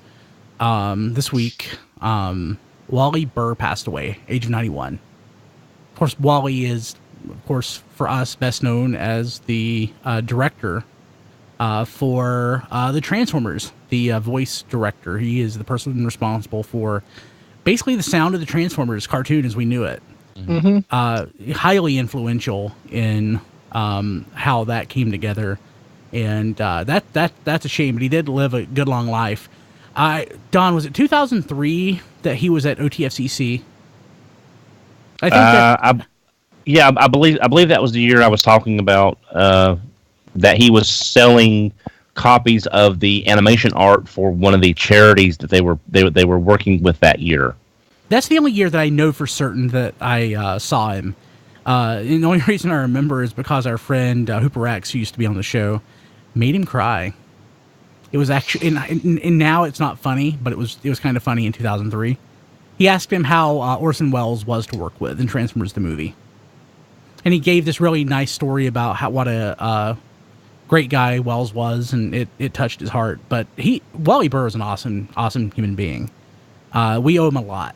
Hell, I mean, even today we're still, living in his shadow. I mean, look, if you look at the Michael Bay movies, Megatron is now, of course, Frank Welker, basically doing the same voice. Optimus Prime is Peter Cullen, basically doing the same voice minus contractions. So it's also minus joy and youth and energy. Yeah, but Wally that actually says, look, Wally did a great job because Peter Cullen was awesome back then. The other thing you can point to also is that, like, a lot of time, anytime someone tries to perform a G1 Starscream, they're trying to imitate, like, the highs of Chris Latta, which that has to be something that Wally Burr brought out for the right moments, but because that's all anybody does, you can understand, like, Wally Burr understood more how to use Latta's talents and actually get a more varied Starscream instead of just this caricature like most subsequent attempts end up being. Yep. Yeah, but it's a huge loss. And we wish his family the best. thankfully he did live a long life. Okay, moving along. Power of the Primes to be revealed at the Hasbro Transformers panel next week. We'll be talking about that next Thursday. I'm looking forward to that. Seeing what exactly they're doing and what the gimmick is for this. Yeah, I mean, even if we only see a couple toys at SDCC, even if they hold back a lot for HasCon, which I don't expect is what's going to happen, but even if that is what happens, we will at least figure out what the gimmick for the line is, and that's, to me, more important than anything right now. Yeah. Man. So, I guess we will see a couple toys. Hopefully. Yeah, hopefully more. I mean, at this point, they'll start shipping, we would expect. We don't have any idea, but... Actually, we do. Combiner Wars started hitting retail late December, early January of 2015. Basing this on historical precedent, not specifically... Basing this on the pattern of toy line releases. Yeah, I'm not saying that's an invalid way of doing it. I just want to make sure that people know that we don't have news on that. Correct. Yeah. But the timing still works out anyway because they showed the first Combiner Wars toys at SDCC the summer before. So we had to wait for New York Comic Con to really get anything meaningful about Titan's Return before it launched, and that was a little bit bigger window. So it's reasonable to think that we're going to get the first waves of Power of the Primes around January at the latest. Yeah.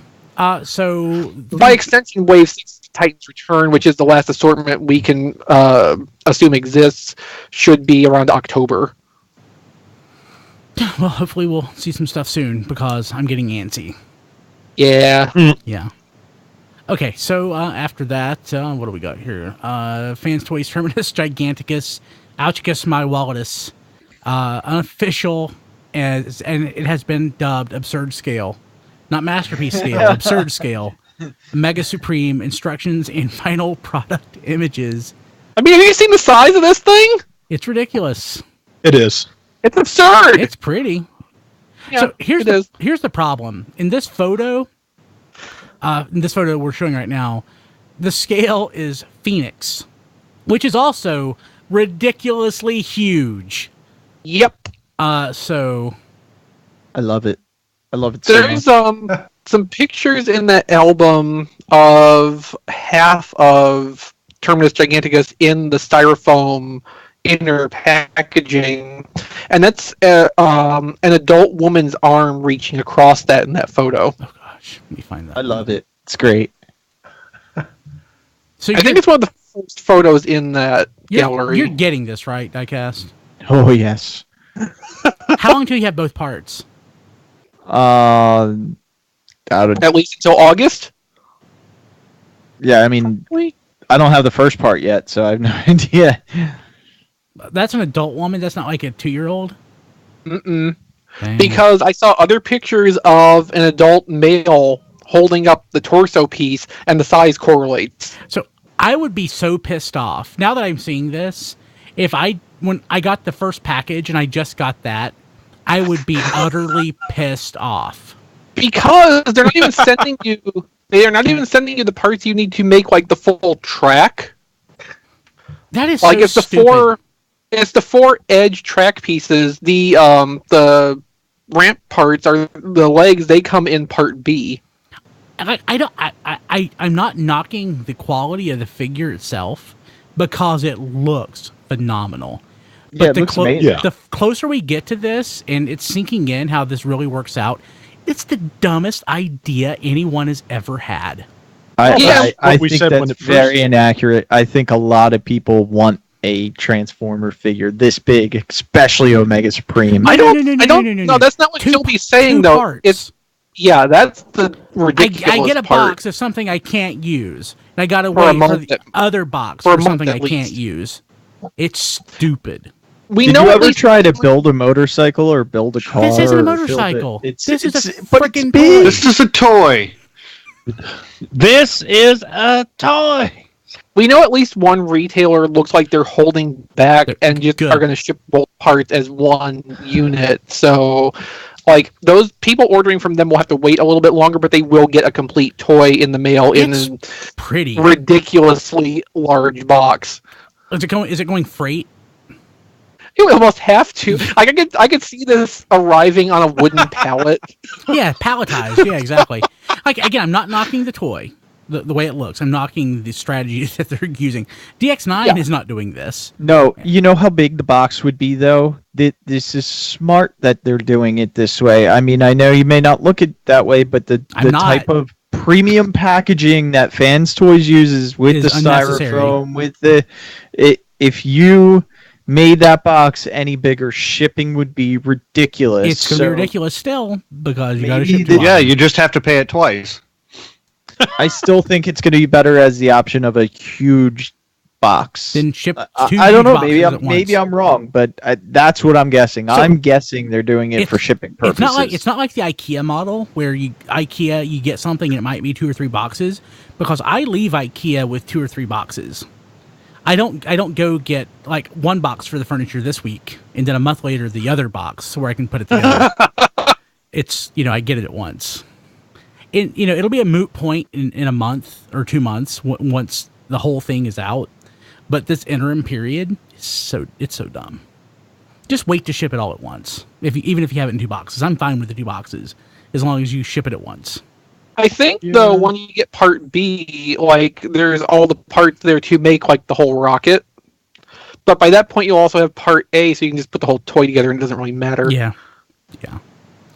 Okay, so, but man, it looks nice. It really does. Not taking away from it. Okay, so unique toys, new prototypes shown for Palm Collection lineup. That's what they're calling their little legend-sized Headmaster figures. It's their Palm Collection Palm series. Cerebros Highbrow Snapdragon 8 face. Interesting. So this is their legend scale, right? Yeah. They did the Chrome Dome and the Weird Wolf. So what's the matter with the Masters? The first, yeah. It's interesting though that they're doing a Cerebros. Like, it turns into a head. Oh, so there it is. It's going to be a compatible Fort Max body scaled with it.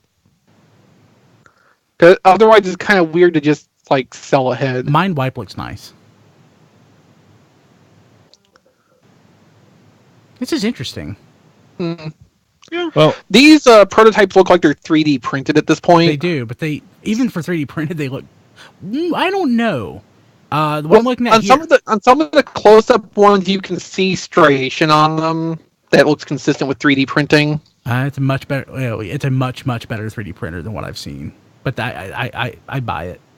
Yeah, I mean, I would not be surprised if they have, a commercial grade 3D printer for their rapid prototyping, or like have connection with someone who can do that for them. Yeah. Man, okay. I think we've seen Unique Toys present other prototypes as 3D prints also, so this wouldn't be like a new thing for them either. It makes sense. I mean, that's the easiest way to do it. Well, that's what 3D printing is actually for anyway. Like, that's what the technology was developed for. Okay, so Wonder Woman defeats Optimus Prime. The Transformers. I love that headline. Good job, Rob. Last night. Thank you. Falls to 5th. $6 million domestic take in week 3. Oh. Yes, Transformers last night took $6 million in its third week of... Is that week or weekend? I think that's the whole week. That can't be the whole Ouch. week. And Wonder Woman, in the same amount of time, made $10 million in its 6th week of release. I was going to say, which has been out for over a month now. Uh-huh. Awesome. I'm just real quick checking Box Office Mojo, because that is... Even if it's just the third weekend take, that's $6 million, that's still terrible. Yeah. Oh my god. Is that... So, week... It is the whole week? 3, 6, 8, 10, 12... no, it's more than that. That's $6 million for the weekend? I don't even know what that's for, so I'm looking... So it's still awful. But that's the third weekend, that's the weekend. Brian. Yeah, no, it should be more than that. It should be like 15 or 20. I mean, all of the numbers should be more than what they've been being. Yeah, that's still ridiculous. Realistically speaking, having seen the movie, no, not really. Here's how crazy this is. Here's how crazy this is. this is a huge drop. Okay, so Sunday the 3rd through the 5th. Sunday, June 3rd, 5.5 million. The 3rd, pardon me, the Sunday, July 2nd, the 5.5. July 3rd, 3.6. 4th, 3.4. 5th, 1.9. So on Wednesday, it made $1.9 million. So I'm skipping ahead to Friday, $1.8 million. It made more in the middle of the week than the next Friday made, which is kind of crazy considering that's the day people go to the movies, that and Saturday. Mm-hmm. That's ridiculous. Yeah, not good.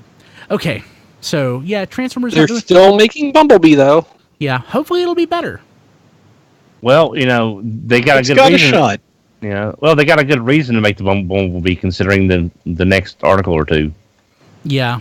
Last night, Bumblebee Evolution 3-pack confirmed in Amazon listing. 65 pounds. That's a lot. Yeah, but you have to remember how they price Transformers in the UK. They take the dollar price from the US and put a pound sign on it. That is literally how it works. That's crazy. So yeah, that's a lot. That's a lot of money for that set. So what it seems to be is the two classic Camaro molds, the 2007 one and the Age of Extinction one, and then also the new deluxe from the last night. Which is really not a new one because this is a slightly... No, the actual new one from Wave 3, not the okay. Age of Extinction one. There was a leak when we were talking about the Tribute Leader Optimus, the Chrome 2007 mold. There was a little bit of the box of this 3-pack visible, and the little bit you can see of the last night one's stock photo on the back is the same stock photo they're sending out for the Wave 3 toy, so it's that one for sure. Wow. Well, I probably won't be getting that. So you might get the you might be able to in the set get the Age of Extinction Classic Bumblebee in not black though. Okay. Well, probably still not. If that matters to you. Okay, so Bumblebee gets $22 million extra to... I guess that's a tax break, or is that a payout to film in California? I think it's got a bribe. Stop taking your movies outside. It's a filming incentive. Please come back. Please come back to California. From what I recall, the article, it's to film exclusively in California. Weird. Couldn't they use that money for, water and water? Oh, they have water. They're just selling it to Nestle. Yeah. So this is going to sound like a dumb question, but I'm basing it on something. We have the new lead in the Transformers movie. Is it Jorge or George? No. So, with that spelling, I'd say Jorge, but I can't guarantee. It's sometimes George. Yeah. Especially with the name Lindenborg Jr.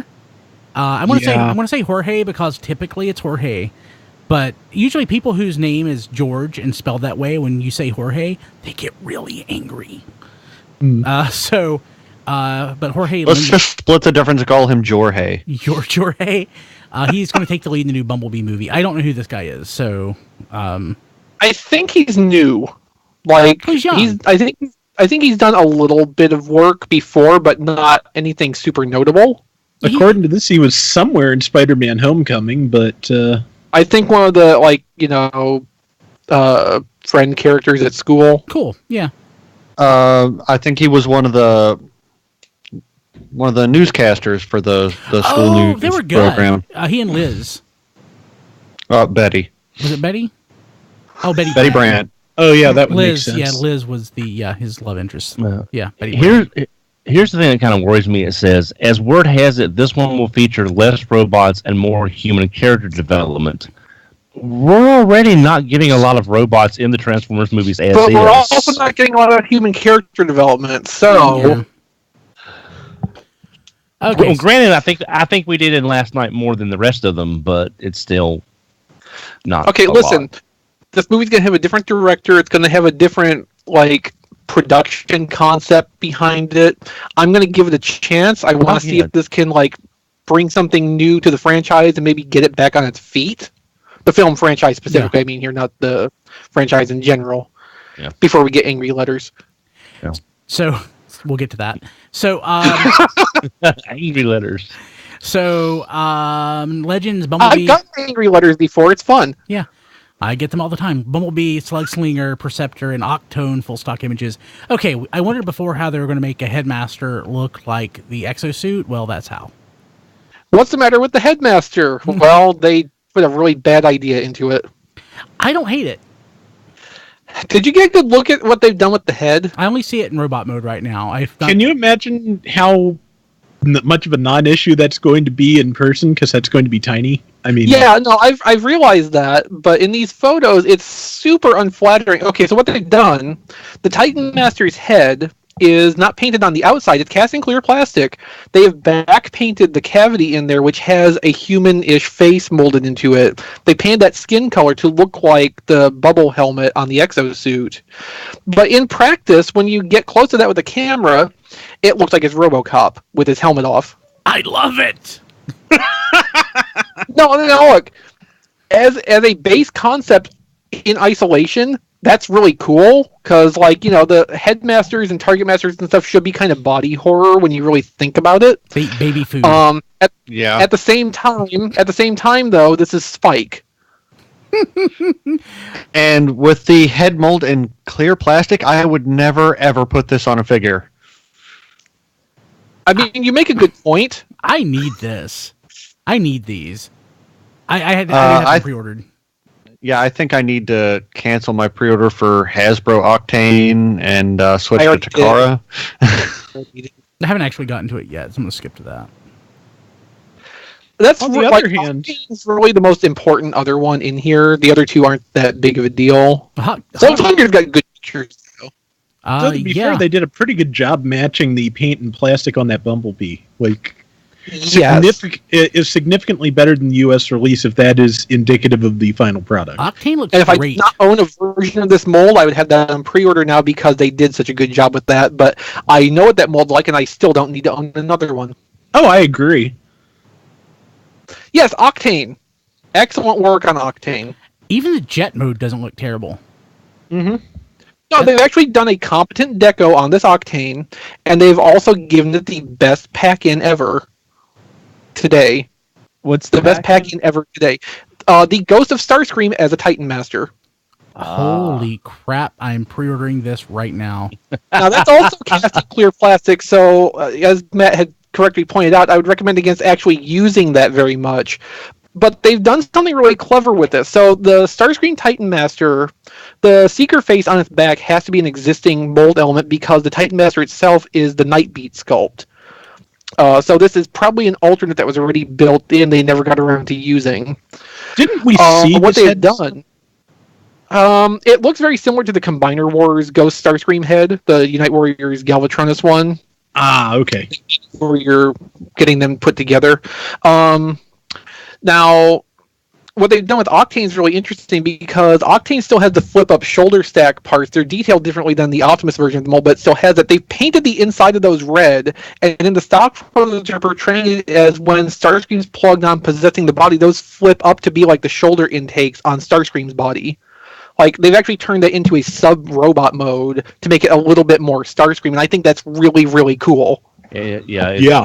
It kind of reminds me of the X-Transbots when they came out with their three pack of the sweeps. Yeah. One of them had that Ghost Starscream overlay that was just a little plastic that you put on top of the sweeps, like he was being possessed by Starscream. So that's really cool. Again, going back to something that Mock Tackle said in the chat, it's a correction. That's not Spike. It's Sparkle. Thank you. Thank you. My mistake. Okay, Octane is pre-ordered, so... yeah, as like the morning these went up, I canceled my pre-order for the Hasbro one and put in the order for this. Because, like, between the really nice deco and the clever way they did the Ghost Starscream thing with this, I'm on board. So I'm a little upset because I was looking at Big Bad Toy Store, and I saw what I thought was a G.I. Joe Tiger Force set. I did the same thing, Brian. Yeah, Don't feel bad. I thought they've combined them two together. I got so happy. Don't feel bad. Don't feel bad. I'm not. It's the Walking Dead crap. So so I do not care. Yeah, but hey, speaking of not caring, how about this next item? Predaking 2010 box set reissued. I got this on Amazon Black For Friday $50. for $50. Okay. Hey, Brian, while y'all were talking about Starscream, I looked it up. For our listeners, Amazon has it in stock. It has been discontinued by the manufacturer, but it is in stock right now. The Predaking, $99.99 and free shipping. TFRadio.net/Predaking then, because that URL should still work. Yeah. Oh, cool. This should be the exact same thing that was what we're seeing now at $179. It's not. I will fix, Don. I will fix that URL right now. Okay. So again, I think this is the same as what we're seeing here. And with all due respect to the people that have it listed, where I'm not trying to hoodoo y'all, but just to help our listeners out, you can get it right now for $80 less. Yeah, it's worth getting. So this is the American packaging, where that would be the Takara, but otherwise it should be the same thing. Basically you're getting, you're saving $80, which is basically you could buy two. Realistically, how many people are going to actually put this up for pre-order? I mean, if anyone who their distributor sends it to. I mean, so like okay, so like the important thing to remember here is that while in the U.S. we got these really cheap, really plentiful, and nobody really wanted them, this is a Takara Tomy thing. They may not be so readily available for the Japanese market. These will probably be served to the Hasbro Asia market too, because that happens a lot with this Takara Tomy stuff. It makes sense probably for where it's actually coming out. It just looks a little ridiculous to us because, again, Black Friday Predakings for $50 or a sandwich, whichever you happen to have in your pocket at the time. Here's what gets me about this, though. If I had my choice between that 2010 Deco and the original Deco all day long. It's more fun. It's more fun. That 2010 Deco, I think it was Walkie who said that it's Takara trying to pretend like the original ones didn't look like Tonka toys. Yeah. And he's exactly right. So, but if you want to get that recolored set, it's tfradio.net/Predaking. It's $99. Okay, so what else we got going on here? Takara Tomy Legends reissue poll results. RC, Windblade, Blur, Fortress Maximus, and more to be reissued.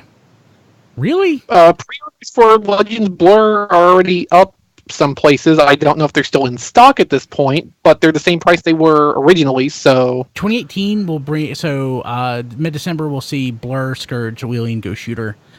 Fortress Maximus and Chrome Dome. 2018 will be Jetfire, RC, Windblade, Megatron, the Combiner Wars Leader Class figure, and Ultra Magnus. I have all those, except for Windblade, I guess. But that Windblade Deco is nice. I mean, yeah, okay. If you want that particular mold, yeah.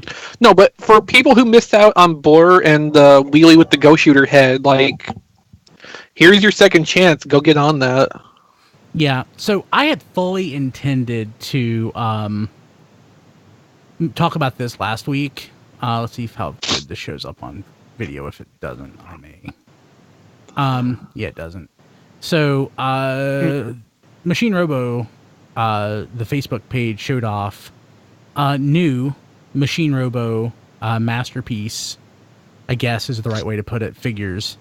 And it's all well and good. It includes, what, Spacey, Don? Yeah, Spacey and the orange-colored version of Blaster. Which I'm sure we'll get the green and yellow repaint down the road as a case filler. So that Shuttle Robo, the Spacey, is definitely worth getting. But I am super irritated with this because of the new or upgraded Bike Robo. He's, I guess, upscaled, new material. Dang it, I don't want to buy this again. I wasn't that crazy about the first one. But you're going to, aren't you? Different sizes, just like the original. Yeah. Well, yeah. If this were the green side, and I think it has a more accurate face sculpt. Maybe somebody said. I can't. Kind of looked at. Yeah, the face sculpt is kind of iffy on the other one. See if I can get a good shot of this. And And we never got the green version of Salmore. That was. Did they make a green version of that? No. They pictured it at one point at a show, but they had like a concept art version. I think they were doing it like it was going to be oil slick.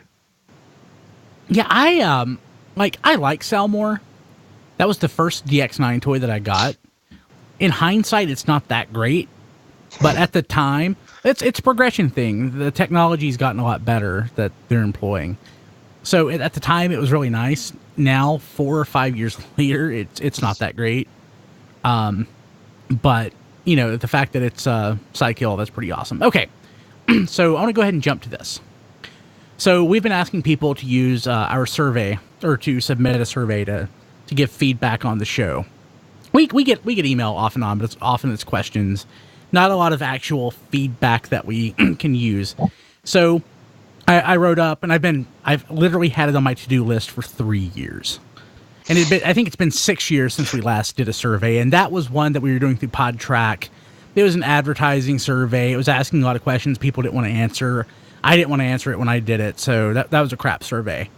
This one I came up with entirely to make the show better. So, I just wanted to go through some of the results, respond to some of the things that were suggested, things that we're going to do, things that we may not do. So, let's go. So, I'm not going to go through everything, but I do want to cover a couple. The one that I got the most feedback on, as far as like a vote question, was if you're stranded on a desert island, who would you rather be stranded with? Our winner, with 27% of the vote, is our very own Headmaster Don. What is wrong with you people? I'm crazy. My vote. I didn't take. Well, Don, sometimes crazy work. Well, are you sure you didn't mean Massey and just pick me by because Massey wasn't listed? Was Massey listed? No. So okay. Maybe for the next survey. Yeah. So if I had taken the survey, I would have voted Matt, because Matt would be the one that would most likely get me out alive. So, or would Matt get himself out alive? Yeah. Think about that. Yeah. I'm seeing Swiss Army Man, the sequel, here all of a sudden. Some of this may be sausage making, but I'm going to do it anyway because I think it's interesting. Thank you, everybody. Yeah. So 58% of people don't read the show notes, which is fine because that means 42% of people do, and Google does. That's the important thing. As we know, more people listen than watch, but a surprising number of people do both when they can. Not that they watch and listen to the episode, but they try. If they can watch, they watch. If they don't, they listen. So, and that comes. We hear that all the time. So I really like hearing that. So if you can watch it, we make it available in a lot of different places. We've got a Roku channel. Yeah, tfradio.net/Roku. This is surprising since a lot of podcasts, it's reverse. Less than a third of people get the show through Apple Podcasts or iTunes.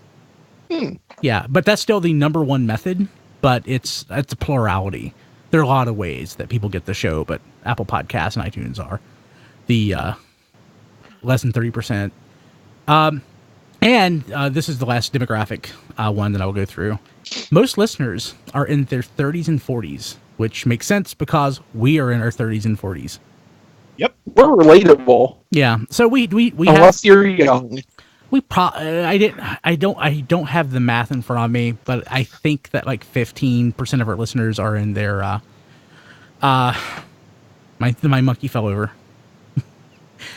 He hit my shoulder. About 15 are in their teens. It's about the same number. It makes sense. Bell curve. It's about the same number of people that are in their 50s and older. What, Don? I have to say, Brian, at least you didn't have a monkey on your back. So I would hate that. There's that. So just a couple things, because I was looking for things that we can work with for a constructive perspective, but I do want to go through this. Some likes. I'm only going to mention a couple. One, people like hearing viewpoints from veteran Transformers fans. Well, good. That's why we do the show, and that's kind of how we try to present the show, because we've been around for a while. People like they say we've got a good dynamic, great chemistry, diversity of opinions, and a level of expertise that stands out above compared to other podcasts. One bit of feedback, and I didn't write this down, but people like that they can listen to it with their family, which has always been important to me. Okay, but what I wanted to focus on, dislikes. And I do want to go over this because there's some general themes I wanted to talk to. So dislikes, actually a lot of good constructive feedback came out over the last couple of days. A couple things I want to call out specifically. Too much affiliate advertising. I stopped listening when you get to talking about the Amazon link. I know it helps offset the bills, but... So I do want to talk to this one. So I try to minimize the amount that we actually do it. If something comes up in conversation, it's organic, like the Predaking thing, I do want to talk to it. But I really, really try to keep it to that one reference in the show. But it just boils down to it. The more we mention it, the more people use it. And, we don't do a Patreon. We don't start the show off with an ad and a plug for a Patreon and, like, hey, take a pause for the calls and let's go to on it. I listen to so many podcasts where the show starts off with an ad, goes to an ad, goes to the intro, and then goes to an ad. I just hear so much of that. And then some of them even have a Patreon. And I'm like, we're a non-commercial podcast. I totally get it. But what I like about Amazon is Amazon has no idea who we are. If we talk crap about Amazon, Amazon doesn't care. But I get a lot of actual interest from people who want to advertise, and I'm like, we don't take advertising. And we've been talking. I've been talking against Patreon for so long. I don't like the idea of it. We might do something like that in the future to offset that. When it boils down to it, it costs thousands, and the way that we do it, thousands of dollars a year. Like if somebody wanted to go to paypal.me/tfradio and send me $15,000, which would be like the target for the year, just to cover everything and do the stuff that I want to do, that would be awesome. But otherwise, we'll continue mentioning the Amazon stuff. So that's how we pay for the show. Otherwise, it comes out of my pocket. Yeah, because Brian, you try to make it as unobtrusive as possible. It's just, I get. Sorry, Don. I get what he's saying because we joke about it a lot, but that's usually in my mind that comes off differently than the ad. But to the people listening, it doesn't because they can't put themselves in our head and know how we intend things. So I get that. Plus, a lot of us are cheap bastards, and we like looking for deals. Yeah, and so we might stumble across something that no one else knows about or hasn't seen yet. So that's true. That's true. Other dislikes. These are general themes. Bad Poets Corner. It's gone. Oh, killed it last week. So I appreciate constructive feedback. People want to hear more from John. So do I. Yeah, I agree. Yeah. Sometimes we have... this came up a lot, but always with the caveat that it happens everywhere. We're nerds. And sometimes there's too much snark. I totally get that. The audio levels and the quality of the microphones. So I will say this. When it comes to the quality of the microphones, everybody has a great mic. Some people like... the guys need better mics. No, it's not better mics. It's, actually talking into the mic and not talking to the side of the mic or way far away. So I'm going to harp on the guys more about that, but everybody has a great mic. It's not the quality of the microphone. It's the quality of the performers. We will work on it. That's exactly right. People want to hear more from Rob too. So, well, there you go. Yeah. So The thing is, when Rob has something to say, he says it very well and it's very intelligent. In this case, if it's a quality versus quantity thing, I'm pretty good with Rob's level of participation. That said, I welcome Rob's input on everything he feels like he has something to say about. Yeah. Well, thank you. So, continuing on, and some of this may be funny, but it's all true. People get tired of Bayformer bashing. Some people get tired of praising Bayformers. Wow, that speaks of balance. Yeah, I know. That happened. I know. If people don't want Bayformer bashing or snark, then I have nothing left to add to this podcast. No, a lot of people want to stay on the island with you, so don't go. But yeah, no, like some people didn't like that we bash Bayformers, and I get that. And some people wish that we wouldn't even talk about it positively or even mention it. So, I think that's just Matt stuffing the ballots on that point. Possibly. The biggest single complaint that we got, and it also came up in the stuff people would change, and I'm going to sort of run these go together. Taking stuff we bought out of the show. What did you get this week? well, this week we fixed that. That's back in the show. And we're taking it out of There Goes My Money. There Goes My Money is going to be very focused on pre-orders, which is kind of more in line with what I want to hear anyway. So, this is no joke. Things people don't like. The bashing of third-party toys. Things people don't like. Talking at all about third-party toys. I think we got more people who don't want to hear about third-party in general than people who complained about us bashing third-party toys. Those of us who bash. That's funny, but you can't please everybody, so we got to strike a balance. Although, I mean, overlap there. Like, if you can't say anything nice, don't say anything at all. There you go. Yeah, I could see that. And also, like, there's kind of a self-correction going on right now because there's not really a lot of third-party to talk about these last few months. So we actually got an email on that. It's like, hey, why did you guys stop talking about third-party stuff? Unless you're really into Springer. Yeah, exactly. There hasn't been a whole lot. I mean, a whole lot of stuff interesting. There's still stuff, but it's just the amount of quality, interesting news has dropped because things stopped being new and interesting. One of my favorite things that people want to hear us stop doing. Yes, we get it. Revenge of the Fallen sucks. That's true. Let that die. Basically, stop mentioning Revenge of the Fallen. So listen. Revenge of the Fallen stole 2.5 hours of my life. I am not letting that go anytime soon. I think 5 of mine because I've watched it. And about I like Revenge of the Fallen altogether. Yes, exactly. If Paramount won't let the movies die, why should we? Well, let's see. Yeah. Let's see here. So check back on that here. So here, a couple of them are read. Here's 2 that I'm going to read verbatim. So the format is really great. No complaints, but if you guys wanted to take on regular, specific / non-news related topics, experience as a fan or collector, I think it could be worthwhile and interesting to hear your perspectives. Whenever these topics do come up, botcons, raids, etc., it makes for a great show. Admittedly, TFYLP uses this as their format, but the possibilities are pretty endless. So realistically, we did do that for probably 2 or 3 years, 6, 7, or 8 years ago. And I felt like after doing it that long, we ran out of topics to talk about. But occasionally we'll be inspired with something and we will have a focused discussion about that as part of the show. Yeah. Or if not, it'll become like a mini cast or something. The monkey's falling. Like, we do still find ways to put topical content out there when it strikes us. Yeah. And even recently, we've kind of gotten back into that a little bit with the big item. But that's news at the beginning of the show. That's news. You know, Brian, if you stop we treat it more like a topic, it won't fall like that. Thank you, Diecast. But yeah, so we know, like the possibilities are endless, but really after doing it for 3 years, I think I found the end of it. But that was years ago. The number of people who are listening now that were listening then, I have no idea, but obviously not the person who said this. So we could do more of it.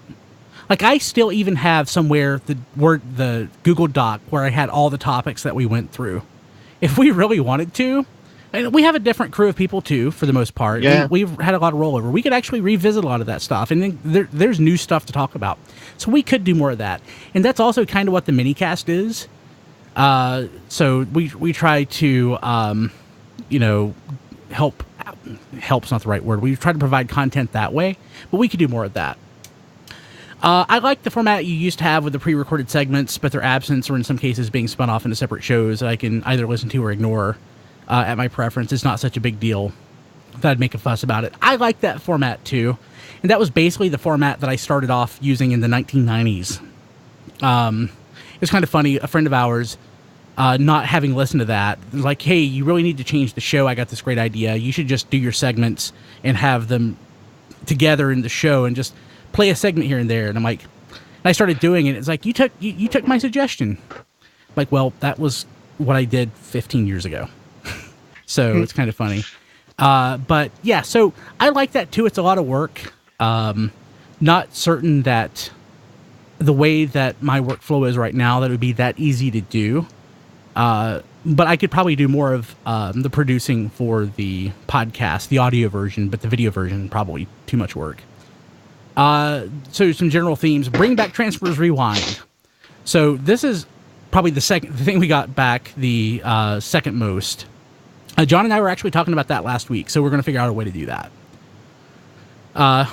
Don't know who will be involved, but we'll bring back Transformers Rewind, and we'll make that more of a focus thing for people who weren't around back then. Basically, I think there are other podcasts like Cybertronological, if that's how you say it, where they go in and they review episodes of stuff. That's what we did back then, except it wasn't like following the series from start to finish. We were talking about things, just random episodes from different series. So we'll go back to that. We'll have to figure out the format, but I really did enjoy doing that, and I would love to bring that back too. And that originally spun out of a segment from RFC from the relaunch, Twitter Theater. Yes. Which started out as being like little short clips we would find on Twitter or YouTube, turned into episode reviews. Then we spun that off to be its own thing, and then we kind of just stopped doing it. Yeah. It just became too hard to manage. But I think if we stopped doing video and just did audio only, and admittedly, most of our viewers, fans are audio primarily, but most of our audience, I think you mean to say. Yes, most of our audio viewers are listeners. Yes, most of our audio viewers are listeners. So words. So they mean things. So in the what would you change? A lot of people said also bring back what you got this week. That's what we did. So we got like I think over 100 responses. So I'm just trying to isolate some of the big themes. Wow. More comic talk. People would like to have more comic talk. I agree. I'll figure out how to make that happen. We got a couple people who said this, but I wanted to address this one. People would like to see more guests. So we don't do a lot of guests, and we never do interviews. That's never been my thing. I think if you listen to any interview that I've ever been on in the almost 18 years we've been doing this off and on, I think we interviewed Jim Sorensen a few times because I love Jim. He's a great guy. And Metal Hawk Guy. And I think every other interview I farmed out to somebody else because I just don't like doing them. Not saying that we can't do them. It's just not my thing. But if you're talking in specific to like a guest on the show, we try to do that. But this is kind of my bias playing in. Like, there are podcasts that I stopped listening to because they just would have guests on each week, and the guests would disrupt the flow of the show. Like, an example is Cord Killers. I love that show, but their thing came, they had a guest each week. And I, 99% of the time, didn't like the guest. So I just stopped listening to every episode, then I only listened to like every 5th episode, and then I just stopped listening because I don't like the guests. And not that I don't like people, but I think that when you add somebody new to the mix, it disrupts the flow. But we do it if somebody's out. Like if we have 2 or 3 people out, we'll usually bring somebody else in just to talk. We've done that recently with Jason and Eric. Yeah. And we try to, I know it's only like once a year, but we also try to do that with our Toy Fair coverage. So, and yeah, people really like the Toy Fair coverage. It's pretty much the biggest thing we do all year, and people would like to see more of that. We can make that happen. I just don't know about on this show. What was that? I mean, I'd like to see more Toy Fair during the year too, but there's only one of them. But the way that we cover it. Yeah, so let's see here. Get everyone on video. We can work on that. Rob and I were talking about that before the show. Again, talking about topics, somebody like more non-news related topics. People miss the post show specifically, since we've kind of cut that out. And people think that the post and pre-show should be their own podcast. Funny enough, we were talking about that a couple weeks ago. So that's something that we could make happen. Just it might take some work and planning on my part. And Don, this one's for you. Massey needs his own show. That only one person said that. But Massey, what did you do? Okay, so we need to get a harness with a GoPro mount. And just like when I take him out for a walk on his leash, you could just film where he walks and what he pees on and what he sniffs, and there's your show. It's the Massey Show.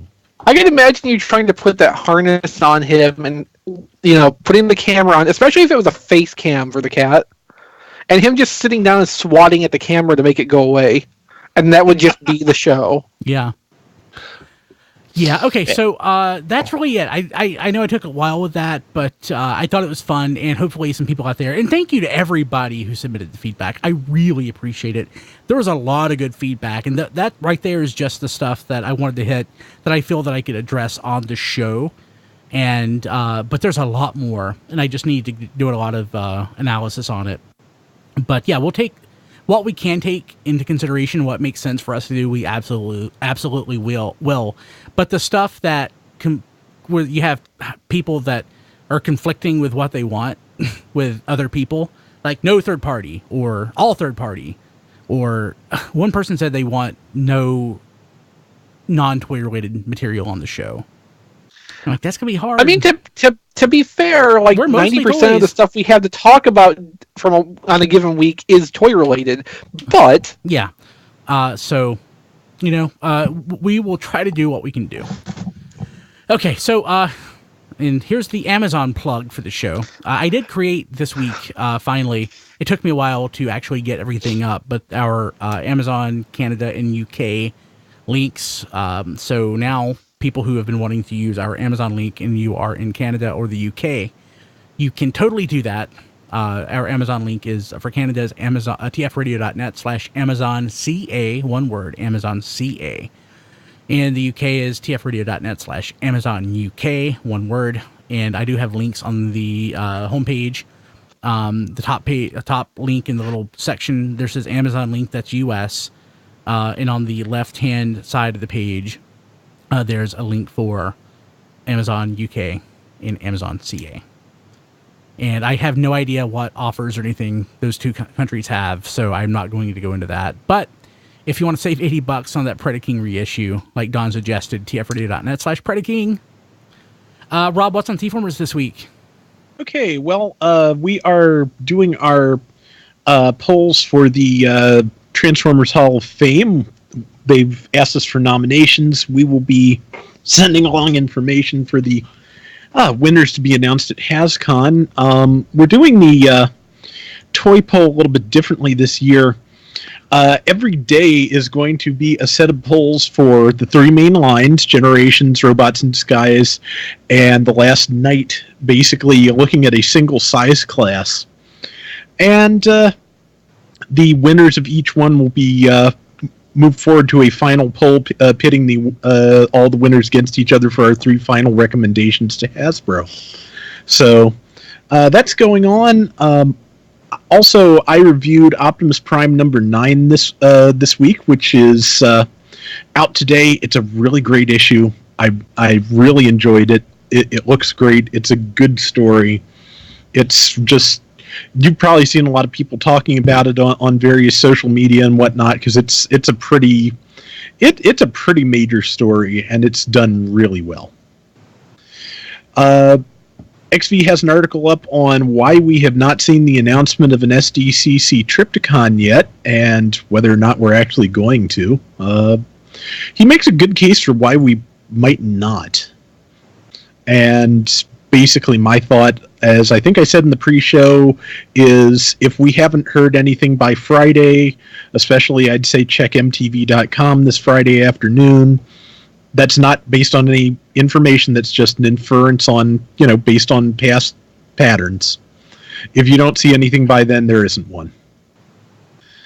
And lastly, we have got the Wave 2 code list for Tiny Turbo Changers. So bad. Yeah, I saw on Twitter somebody's found them, so take my money. Yeah. I need more of those. I at least want to get Squeaks. Squeaks seems to have the most unique transformation out of any of the Tiny Turbo Changers. Yeah. I think Squeaks is an F. But check the list to be sure. So F Squeaks, Kill, Optimus, Mary, Starscream? Wait, that's if you're that kind of fan, sure. If you're on, well, never mind. DeviantArt. Yeah, DeviantArt. Okay, cool. Don, what's on the network this week? Once again, we've got a full roster. Superhero Time presents that one episode of Star Trek, Living Witness. Living Witness is that episode where the Voyager's doctors, 700 years in the future, inadvertently starts a race war. It's potentially a really interesting story concept. Sadly, Voyager, as usual, puts about 37 minutes of it to waste before getting to the really good part, and is stuck with a cop-out ending. But it could have been worse. It could have been every episode except Bride of Chaotica. I just want to note Don's editorializing that summary just a little bit. Bride of Chaotica is one of the best episodes of Voyager. It's not saying Don's much, opinions but on episodes. Don's opinions of Star Trek Voyager episodes do not reflect those of myself or anyone else on that one episode of Star Trek, or people of good taste in general. The RFC minicast number 66, SDCC Revolution. John and the extremely handsome Don Headmaster Ferguson discusses the breaking news about the Hasbro SDCC Revolution set. Being Awesome, episode 110. It's so hot, have an otter pop.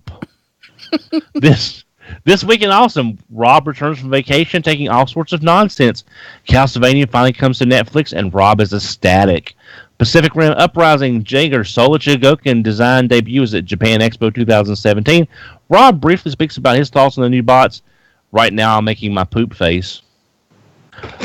Before talking about the cool new Walgreens exclusive Titan Return Clone 2-pack. Rob likes Walgreens a whole lot and goes into how to look Transformers to actually go inside one initially. Then he watches Star Trek. No, he doesn't. Then the Q&A is all about podcasts. Ever heard of those? It's like a radio show, but on the computer. No, I never heard of a podcast before. Is that about growing peas? Like peas in a pod? Possibly. Yeah, probably. Yes. RPG Lessons Learned, Episode 10, The Board Games, Part 1. On this episode of RPG Lessons Learned, Dusty and Brian discuss the jobs board at Silver Unicorn. Dusty devises mechanic to create some quick adventures. How did it go? Did the players try to metagame? You know it. How was your weekend? Episode 12, Music That We Love. On this episode of How Was Your Weekend, Wendy and Brian share some of their favorite music. What albums have shaped their musical tastes? What music is important to them? More importantly, what do they have in common? These two friends learn more about each other this week on How Was Your Weekend? There Goes My Money, Episode 24, Crack Up, the Gateway Drug. on this episode of There Goes My Money, Crack Up the Gateway Drug to third-party combiners. Also, Brian loves Pink Bumblebee. We talk about the rest of this week's pre-orders and all the awesome stuff we got this week. All this and more on There Goes My Money. Sadly, it is not a happy day in Wilkes County because Brian did not do a podcast this week. I did do a video on the Facebook page, facebook.com/happydayinwilkes. People should go. Yep. It was I awesome. didn't see that on tfradio.net, so I didn't go in the show notes. I didn't link it. So people should just go to the Facebook page. Well, there you go. And Diecast, what you got coming in for RFC reviews? What did I put up a review on? I don't think you put up anything, did you? I checked there wasn't anything since what we talked about last week. Yeah, it's been busy. Yeah, but Are you going to review Valvatron and your oil change? I don't know if I'm going to do Valvatron. He's got 4 points of articulation. That's a quick one you could knock out, though. I mean, yeah, that's true. Content is content. Diecast. Always remember. Yeah. Plus, there's not been a lot of. Sorry, go ahead. No, I was just going to say I still have 2 reviews that I shot that I just didn't edit yet. Really? So yeah. What are they? So what's coming, Diecast? It was the upgrade kit for the MPP-10, the Weijang. There's an upgrade for that? What can you upgrade on that? Well, watch the review when you post it and find out. Great. Oh yeah, it's fingers or hands, head, that sort of stuff. Guns. Gun. And then what is that other thing that I reviewed? Diecast is very tired. If you can't tell. Yeah.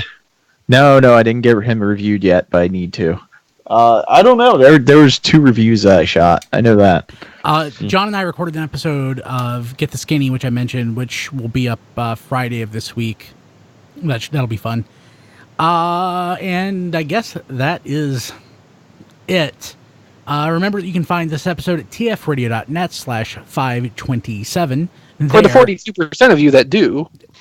Thank you. You stole my joke right out from under me, but I appreciate that. I did the same thing with Jim Dark speech that time, so, it's just kind of our dynamic. That was so weird. That was so crazy.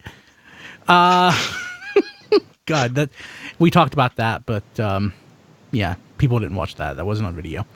Yeah. Yeah, it's sad. Almost like the Meltdown from a couple weeks ago. Best thing ever. If only there was an archive of that. Yeah, I know. No, there's not. It's a shame. It all died in the ensuing explosion. Don, I will say that nobody who is not on the podcast, other than Kim, has heard that. And, Thank and you. without your permission, that And will stay my the same. parents. Oh, your parents? That was so awesome. You can leave us a voicemail, 931-99-GOBOT. That's 931-994-6268. Follow us on Twitter at TF Radio, on Facebook at facebook.com/TF Radio, and on Instagram at TF Podcast. Diecast, how do people get a hold of you? You can see my reviews on YouTube at RC Reviews. You can follow me on Facebook at Reviews by Diecast, and you can follow me on Twitter at Diecast2. Don? I can be reached on Twitter at HMRC, the number 4 EVR. Chris? Chris RTXV on Twitter. Look for show-off photos from my new camera sometime in the next few days, can't and wait to see probably that. some new video content. I actually spent my sleepless hours this morning figuring out how to make my computer render 1080p 60 frame a second video, which was not as easy as you might think. Yeah, and also look for lies and slander about Bride of Chaotica. But I did determine in my testing that my computer is smart enough to actually encode that out in almost real time. Oh, wow. Yeah. Cool. Matt? On Twitter at Melvar, that's with 3 L's and 2 R's. Rob? I am on Twitter at Figure Reviewers and Flailthroughs. I'm also on YouTube at Flailthroughs. And, of course, the video reviews that XV and I do for T-Formers can be found on YouTube at T-Formers TV. Cool. And John? That John D everywhere. Everywhere. It's awesome. Even in your fridge. And, John, you told me yesterday something I didn't know. I don't know if it's... Is he bringing new Soundwave back? What was that? No. Oh. You're going to be at TFCon USA. Yeah. Yay! I assume Yay! Gonna breathe All right. in the nation's capital during this proud era in our country. that's awesome. Unfortunately, I for sure am not because camera. Yeah. Aw. Oh, We should do a Sorry. Patreon now. Kidding. Maybe not. Okay. Go fund me. Go fund me. We'll see you all later. Have a good one. Take care, everybody. That was fun. So Long one, but fun. Long, yeah, definitely. That's what she said. Yeah. So I just went back up in the chat to see what people's comments were on the survey stuff, and I want to make sure. I don't think people think that. I want to make sure that people don't think I'm slandering any specific podcast that is run by anybody who is friends of ours. Like anything I was talking about, complaining about ads. I'm talking about like the stuff that I normally listen to, like all the wrestling podcasts. Well, Like anything on Podcast One is unbearable. Giant Bomb. Yeah, Yes. anything on Podcast One is unbearable to listen to.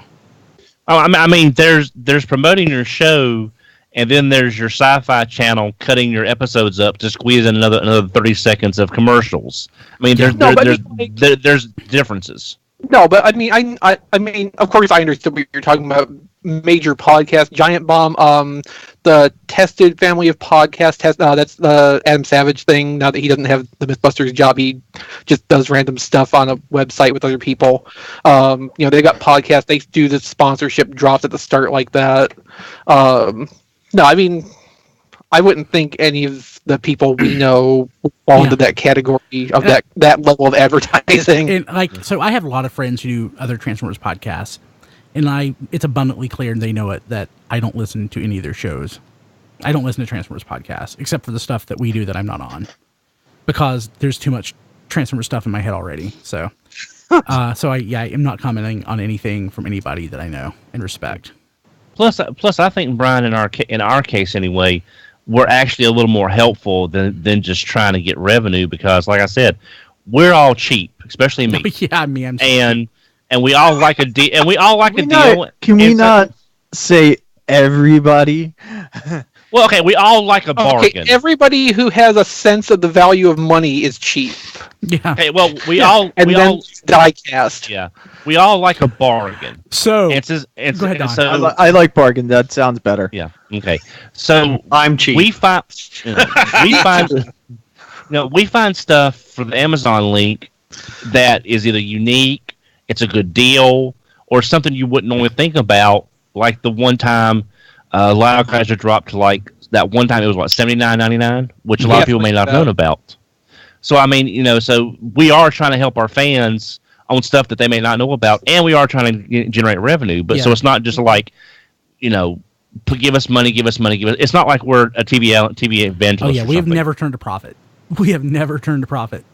We're not Scientologists. Come on. In our revenue, we did pretty well last year, but I ended up paying into taxes because we did not turn a profit. Diecast, are you going to put in stuff for There Goes My Money in the show notes? I was actually thinking maybe we should delay it till Sunday because there's nothing really. Okay. And That's I fine. was asked to see if I wanted to hang around, and if there's not going to be a recording, that answers that question quite well. Hey, why Sunday? Hoping Sunday something comes through. TFCon is this weekend. Oh, okay. Well, I mean, that's smart. Yeah. That's smart.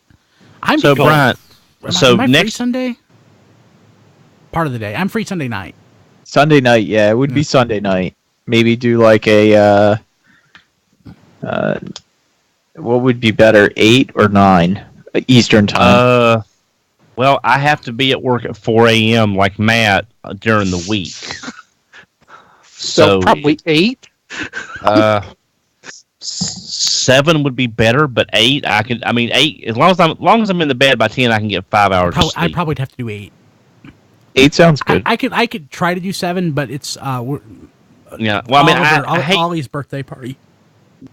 Yeah. Well, I hate to sound like a jerk, but it's so hard for me to function during the day as it is on barely 6 hours of sleep at the store. Don, it's fine. Diecast, if you can do video, you don't need me at all. I would just ask that when you do video, make sure you're getting a backup audio recording too.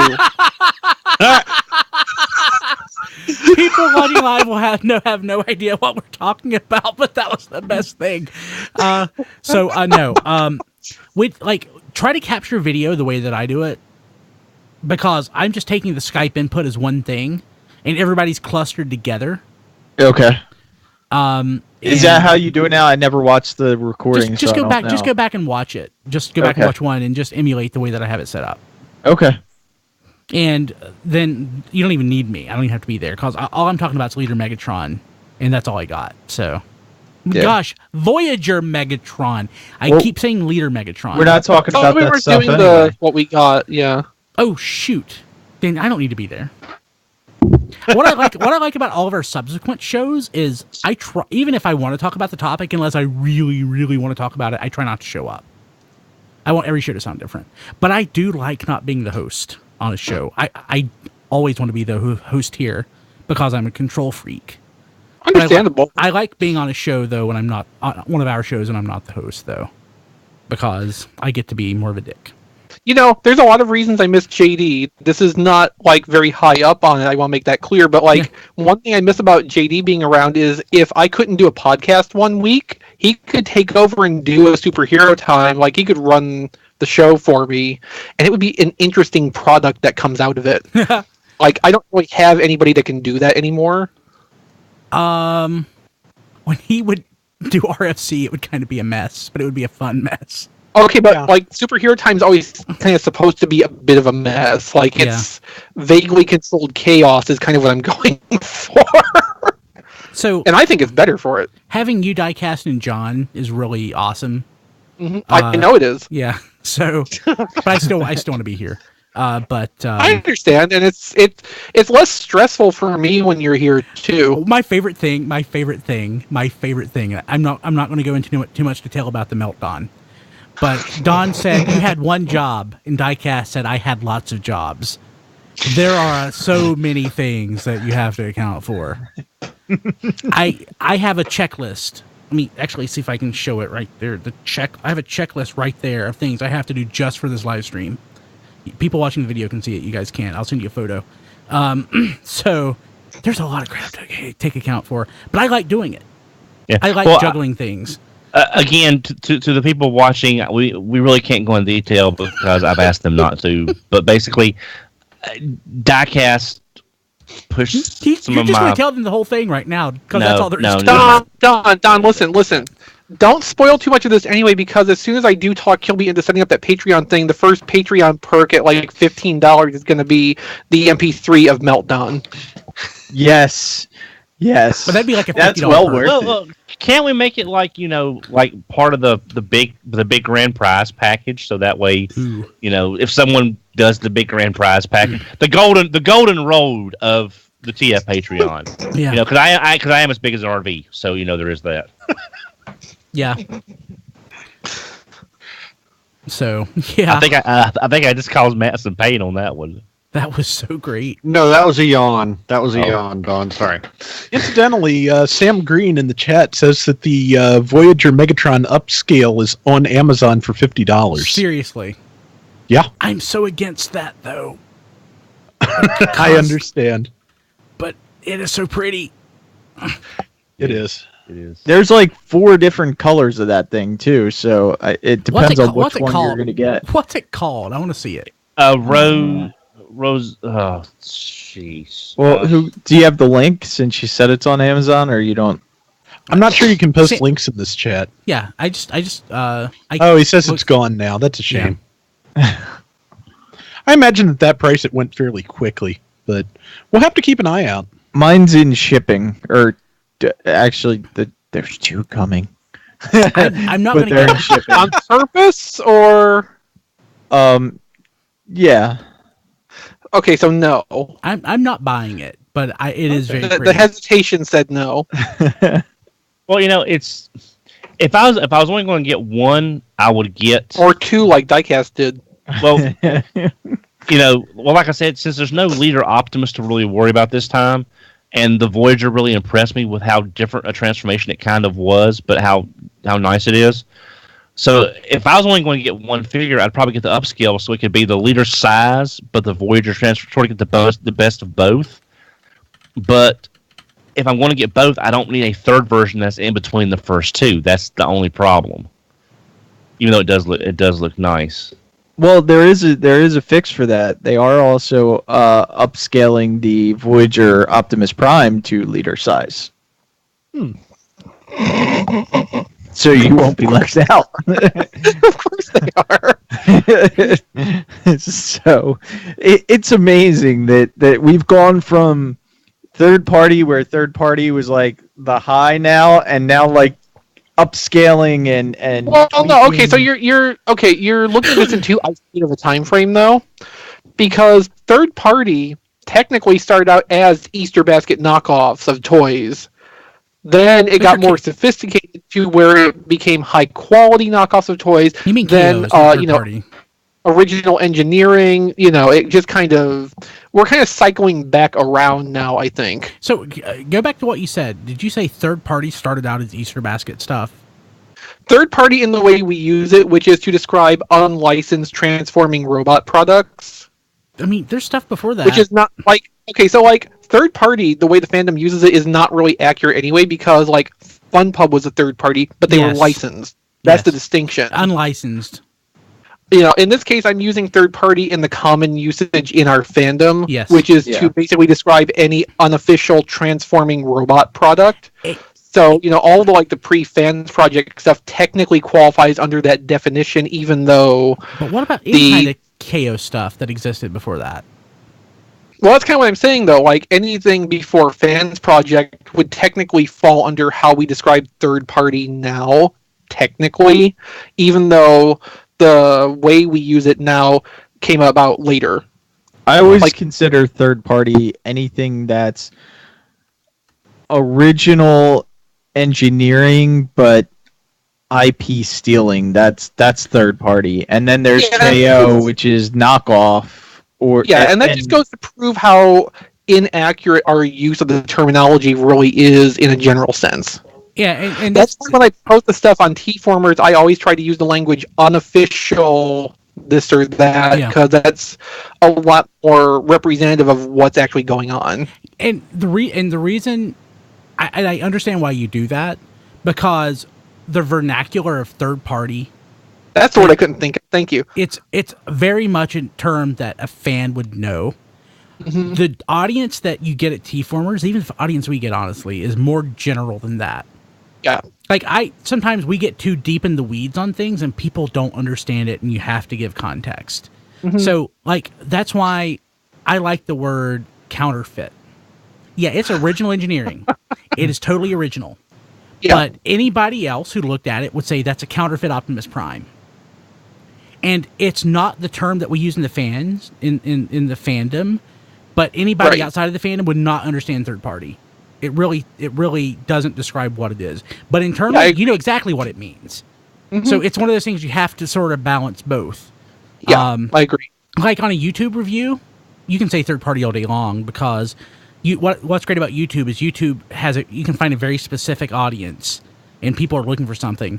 But like a site like T-Formers or Cybertron or TFW, whatever, yeah, they're going to be a very specific audience there, but also a very general audience who finds it, and they will not understand that. Yeah. My wife just refers to them. Point. Go ahead, John.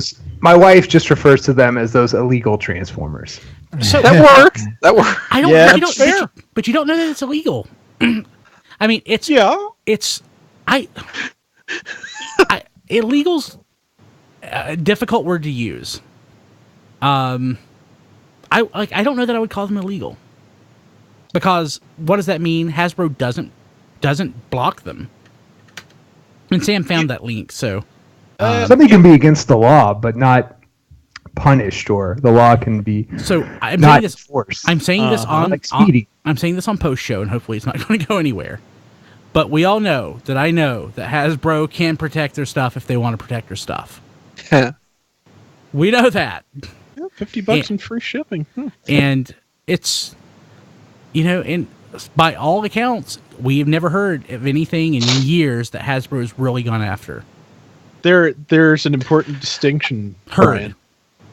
That the things that we've heard about, that where Hasbro has gone to some length to protect themselves, has been when they can actually get someone, or think they can get someone, into an American court. That's true too. And we have heard in the past reports of Takara in Japan basically going to stores in Japan and saying, if you carry this stuff, you're going to be off the distribution list. You're not going to get any of our products anymore.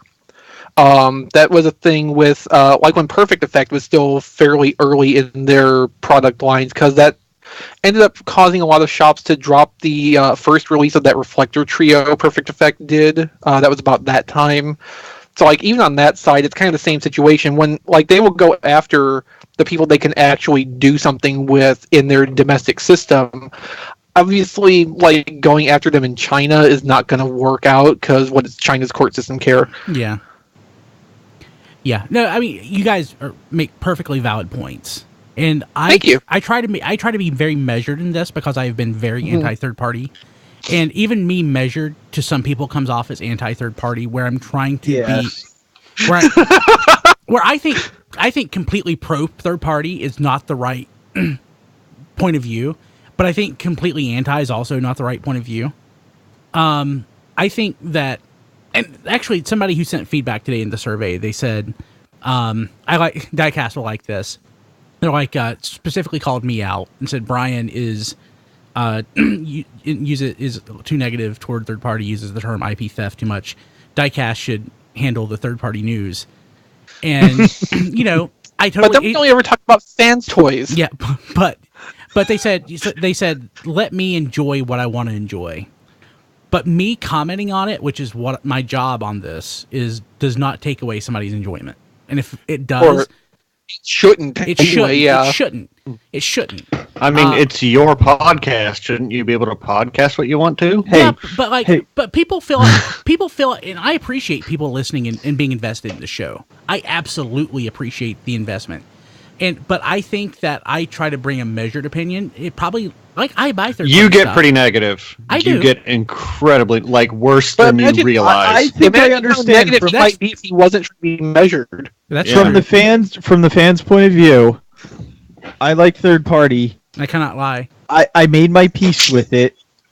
You know, Hasbro / Takara doesn't stop it, so in a way they're Except saying when they it's try to okay. I feel like it's I came to peace with myself that it's okay, and I'm going to enjoy the stuff. I don't want to hear that I'm a bad person for enjoying the stuff. only- Or, I only no, think okay, it- here's the important thing.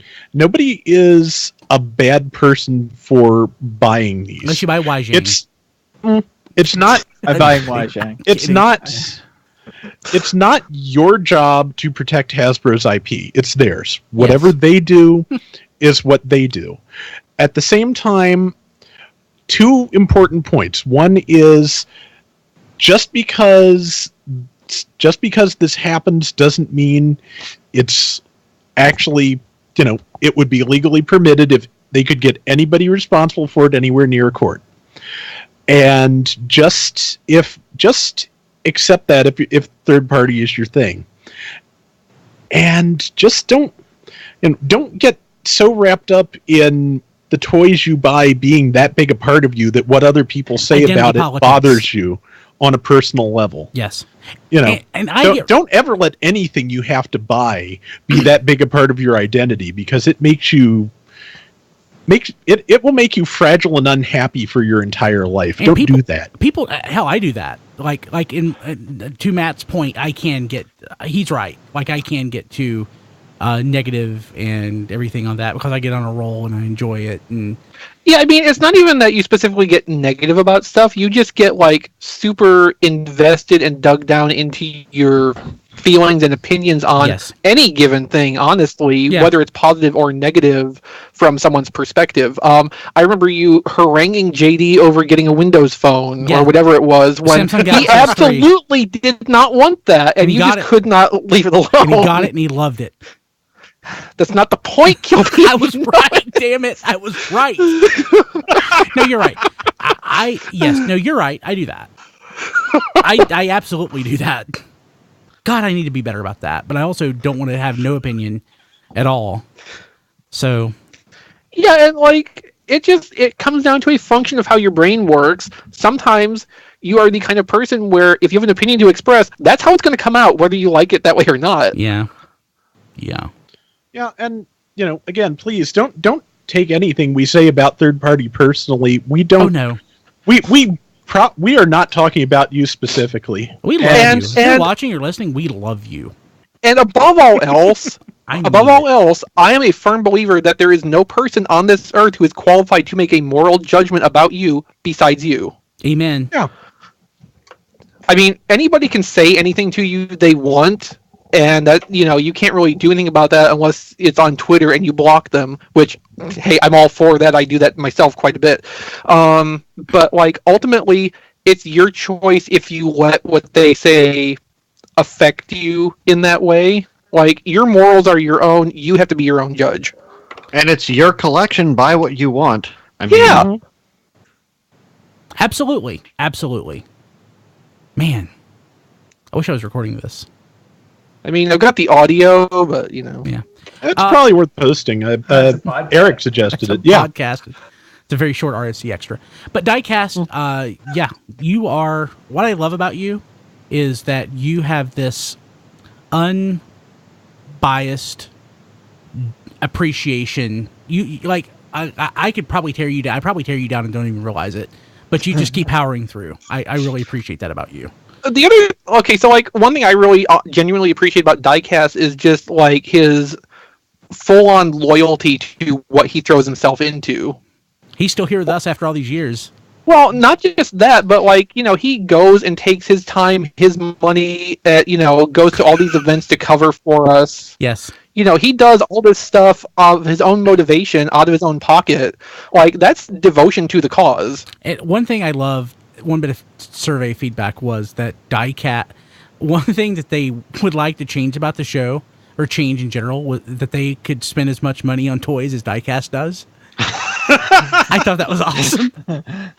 That's something I'd like to change about Yeah. the show. I mean, seriously. Yeah. Yeah. So Well, you see, I'll be honest. You know, I'm a bit of a wheeler and dealer. I know y'all know that, but what? Diecast, he doesn't worry about that. He doesn't try to make either. it balance. But I can't not try to get it to balance out. It's just not. It's like if I don't have to pay full price. I bought a not. new car this week. I didn't haggle. See, I have my best friend when we go to shows. He does not cut. He does not ask to cut anything, and it just he is my best friend. I've trusted him for over 20 years, but that's the one thing I wish I could change is he doesn't haggle. He just says, "How much is this?" It's 20. It's like.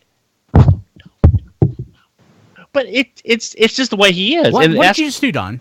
Huh? No, I What was did you like, just do? I no, looked yeah, away. no, don't. Reaction to his friend paying sticker price. Yeah, No. it's like no. You know, at least try to get a few bucks. Pay for that hamburger you're going to try to get $5 off. That pays for your McDonald's burger later on or something. You know, it's just. I mean, But okay, so but it's kind of I a think I'm comfort in the middle level. ground.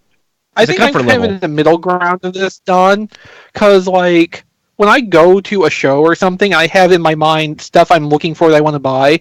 I also have in my mind a general idea of what the standard value of that is. You know, what the generally going price is. If it's priced above that, hell yes, I'm going to try to talk that down a little bit. If I think it's kind of on the level. You know, I'm pretty much going to just go with it because I know rationally, yeah, they don't really have any room to go down on that in the first place. I really like Voyager Megatron, by the way. I'm fiddling with him right now. He's really nice. Did I tell you? Did you see in the chat that I just realized both my Hound and Megatron Voyagers are counterfeits? What? That bugs me. When How? How'd you find out? From Sun's posts, and looking at pictures that there are signs, like especially on Hound. Remember how I said his beard was missed? They missed a lot of black on it. That's one of the signs. It's already counterfeited?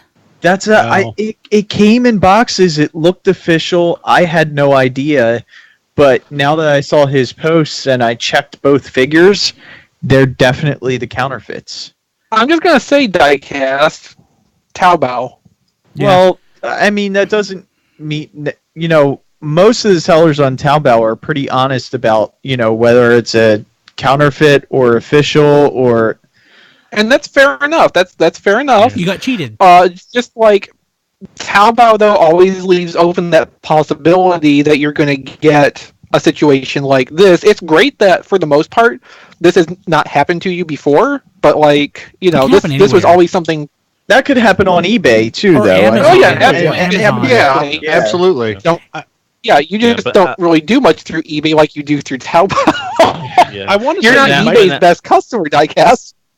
I want to say you might have a little more recourse through eBay, but Yeah, probably so. I think that's the big trick, that between international shipping and just, you know, the buyer beware nature of Taobao in general, And a communication barrier. And the communication barrier, you might have a little more recourse if it had been an eBay or an Amazon thing. At the same time, it sounds like they're pretty high quality knockoffs, if nothing else. Yeah, I mean, I was definitely fooled, so... Well, diecast, what I would do is I would definitely recommend contacting the seller and letting them know politely. Oh, they know. They know. I'm just saying, though, politely and tactfully tell them that when you received them, you discovered they were not the official Takara Hasbro products, and that you wanted to let them know and see if they will respond with, you know, any kind of partial refund. I'm just saying, you still be polite, let them know in case they don't know, to keep up good seller-buyer communications. Oh, they know because they changed their listing. Oh, Hasbro. okay. Now it says Hasbro'd. Well, well then. Hey, does it have an apostrophe? Is there an apostrophe between the O and the D? Because that'd be great. Here, I'll share it with you because it says it says Hasbro transforms Movie 5 Voyager on mine, but then when you click the link that takes you to their updated listing, it says like Hasbro. Yeah, that's the way I'd say it. Hasbro'd. well then, what I would do, Diecast, if it was me, again, being polite and tactful, tell them when you ordered it, this was being presented as official product. It is not, and just again being tactful, just say, you would like a partial refund, or what can we do to set it because you thought you were buying legitimate based on the information, and if need be, you can send them a screenshot of the old screen to prove when you bought it.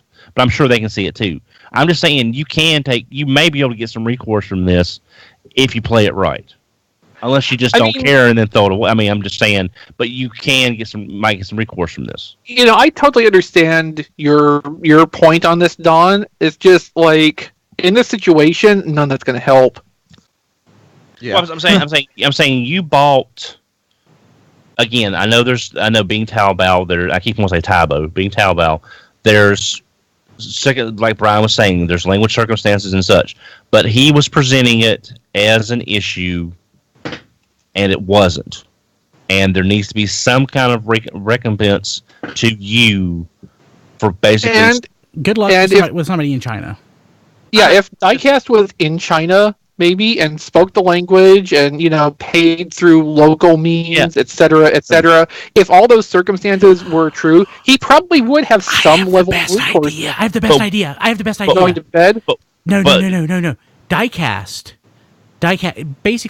he'll go to the Himalayas, and he'll go on like a journey to find the person who sold him this counterfeit transformer. I'm just saying. Go ahead. I'm just saying that if you don't at least try, anything you might get back, you'll never know. So I'll bet you anything this person does not actually speak English. No, they speak English. They almost certainly speak English. They certainly won't when Diecast contacts Exactly them. Right. Oh no! But again, if you don't even bother trying, I wouldn't bother trying. I wouldn't either. I mean, there's a point, Don. There's a point, Don, where it's a waste of time. The effort and frustration involved in the attempt outweighs what you would get back out of it. Okay, yes. Right. All right. It's a waste of time to take 10 minutes from his day and say, "Dear sir or ma'am, when I bought this, your website portrayed this as," again, using simpler language to avoid any translation issues, as official Hasbro product. These are counterfeit. These are copy products, and these are not what I thought. I mean, it takes 10 minutes to compose a politely worded, tactful email. Send a screenshot of the again, show them that you know what's going on, and see if they offer anything else. If they say no, that's fine. I mean, but if they offer at least half back what you paid or something, isn't getting some of something better than all of nothing, but not even trying? Right, but our experience and common sense tells us that he just won't even get a response. Yeah. I mean, having dealt with some crappy sellers out of China and other places over the years, that you kind of get a sense for when it's just going to be an intensely frustrating runaround. If you're used to this kind of haggling and it doesn't crawl up your back, and I think that's where you are, Don, it would not be that much of a thing. If I tried to do this, I would probably be in a horrible fire-breathing mood by the second email, if there ever was a second email. Okay. Well, so there's just, it's just for, depending on the person, it is not worth the time to try and recover money over something like that. And the thing is, Don, everything you're saying is correct when you're going in. When you're going in with the expectation that it's eBay. Like, if this was an eBay transaction, every single thing you're saying would be absolutely correct to try to do. Like, this would be your first step before starting the PayPal dispute. Mm-hmm. But, this is, it's the same, but it's different. Believe me, it's not the same kind of access. There's not the same kind of follow-up recourse that you can take with this. your instincts are right on for the market we're more familiar with. This is just not that. Oh, I mean, I totally understand. I'm just saying, not even trying on it is you're leaving the money that you may get on the table. On the table. Okay, Don, you're right. okay, Don, you're right. Don, you're right. Okay. We're wrong. So, hey, question for you guys. I'm sorry. It's just. Well, Doc, do you want me to compose a letter for you, and I'll send it to you? And then I have this. No, I'm being serious. I know Don you are. is not going to be able to sleep. Don's not going to be able to sleep tonight. Yeah. I know there's always risks when buying from overseas. But yeah. Okay, that's fine. So no problem. I'm actually consider following Don around TFCon now and purposely overpaying for items. Yes. $45. Screw that. I'll give you 50. Here you go. Yeah, every single thing Don picks up and asks for $5 off of, and then puts down when he can't get it. Yeah, you come along and pick it up and buy it for $5 more. That's awesome. Have I mentioned how much I hate you all? I cannot. No, but Don, I'm sorry. I'm sorry. I know you are trying to help. Genuinely, you're trying to help, and it probably feels like we're giving you a really hard time over that. Yes, it does. I'm sorry. We are not trying to give you a hard time over this. It's just, I don't think it's as important to any of us as it is to you. I'm sorry. Yeah. It's just, okay. Well, if he got back $15 and that was it, Not worth it. At least it's $15 he could use for something else. I sincerely doubt he would ever see anything like $15. I think he'd be lucky to see $5. The other thing, too, I'm curious about, Diecast, you do all this through some kind of middleman, right? No. Oh, you do it directly? Yeah. So what do you do, pay through PayPal? I pay through BitGo? No. Bitcoin? Hold on one second. Dogecoin? While you look it up, Dogecoin? while you look it up, Jason says we need a Patreon with a level where Don haggles on your behalf at TFCon. Yeah. That's genius. Hey. Okay. That's gold tier right there. One Okay. lucky person who pays $750 that month gets to have Don as their personal shopper at TFCon. or for the lower tiers, you can use me as a threat to the dealers. It's like, have I mentioned I know Don Ferguson? Perhaps. Yes, you can have it for that price. Please don't. No, I can't do that. No. And then it'd be like the episode of U.S. Acres when Garfield shows up. Oh, I have my own theme music, and it'll play when I walk in the room. Did he actually show up on an episode? Yes, actually, I didn't know that. Roy the Rooster opened up a restaurant, but he was taking the food back so fast nobody could eat the food. Don. So he was getting money. Yes, But did Heathcliff show up in Cats and No. Company? I think he did, but I didn't watch Cadillac Cats too much. But yes, but Garfield did show up on an episode of USA. Cadillac Cats. Or is it Cats and Company? No, it was Cadillac Cats. Cadillac Cats. So You're thinking of Oliver and Company. No. The theme song is Cats and Company Have Fun Playing Games on Everyone. But that may be a different That's part of the Heathcliff thing. Heathcliff, no one should. It's part of the Heathcliff thing. I have this thing for 70s and 80s theme songs. So again, I'm sorry, Doc. You know what? The survey people are right. We do need to bring the post show back. Yeah. I think we did. This is fantastic. Yeah. So Cats and Company. I forgot what this was like. Cats and Company is the Heathcliff and the Cadillac Cats together. So that's so the Cats and Company are both entities, and Heathcliff and the Cadillac Cats exist separately. Okay. See, I didn't watch much Heathcliff. I did compared to Garfield. I have a stack of Heathcliff books, like 25 books high. It's pretty awesome. You know what we did forget to mention? We forgot to mention that Toys R Us is going to be selling Optimus Prime again, MP10. Did we not talk about that? TFCon No. and TFCon Toronto's this weekend. Yeah. I I think I'm MP10'd out with all the variations and everything. That's fair. I mean, this MP10 is largely for the benefit of people who could not get the last time Toys R Us had it. It wasn't.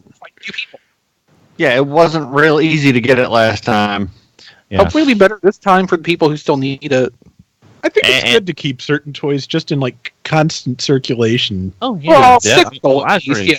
Yeah, and with iterative improvements, so it would create variation. So like 20 years from now, a collector might say, "Oh, this is an MP10 from 2013." Before they so you want MP10s to be GI Joes, basically, or like G1 Soundwave. Well, but the problem is, what's going to happen is this is going to come out in July. Hell, any 1984 pre-rub side figure. And then in August, they're going to come out with MP10 with Cabin Minerva built into the. No, that's Takara. No, it'll be a new super detailed Spike and Carly built into the cab. Yeah, or something like that. Yeah, that still pisses me off. That's awesome, Don. Well, it does. I'm saying they didn't even wait. God Bomber was just now shipping, and they say, "Oh, look, here's a whole new set, cheaper than what you bought them individually, and you get more crap." Ha ha. Mm-hmm. That is kind of crummy. Yeah, it is kind of crummy. Destiny 2 will sell millions. They could have at least done it as Fire Guts. They could have at least done it as Fire Guts. Yeah, really. Yeah. Or Black Nucleon. Yes, but then I would have two God Jinrais on my table instead of one. You know what they could have done? They could have made that Optimus Prime as Shining Magnus. Yeah. Yeah, the point is it's not Optimus Prime, but it would be yellow and clear, and Don would love it. No, I don't like that Magnus in those colors. It's hideous, isn't it? It's almost as bad as the Sam's Club Super Fire Convoy with those two mixed match. You have that, right? No, actually, I just have the Optimus Prime. I can never find it. I didn't see a need to buy the Magnus because it was just such a minor change, and I had darken some of the blues. Right, but see, that Prime was yellow. Yeah. I saw that Super Fire Convoy at that year's BotCon. It is hideous, and not. It is literally. Because the story behind that is two different divisions of Hasbro wound up doing both of those for Sam's and didn't realize they were doing those as exclusives. For each division didn't know. That's why there's not a unified color scheme across. But that's why they didn't change Magnus to more coincide with the Optimus or vice versa. Don. Jason said, "Hey Don, maybe you should craft a polite email to Takara and see if they'll give you some money back."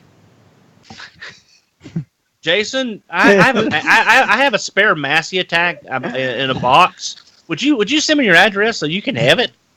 Actually, that reminds me. No, that's Patreon Gold, Don. That's true. Oh, okay. So we were talking about counterfeit or knockoff stuff, and I was going to do a video where I was going to basically take my miter saw to my knockoff Sideswipe and Red Alert. So I was talking to somebody that actually needed those. So I just gave it to them. Ah, good. Which is much better for my karma than destroying them. Which, yeah, I probably would have just gotten hate mail from that. So yeah. Oh, Diecast, did you know that they're doing the upscale Stunticons as well, like they did the Protectobots?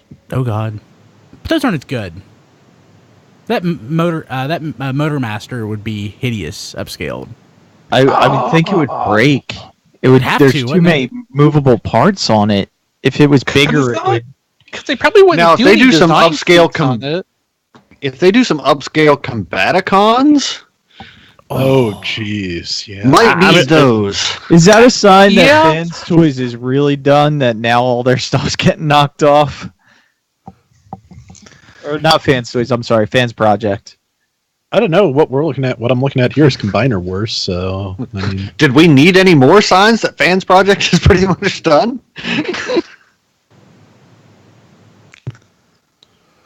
Interesting. When was the last time Fans Project put out a toy?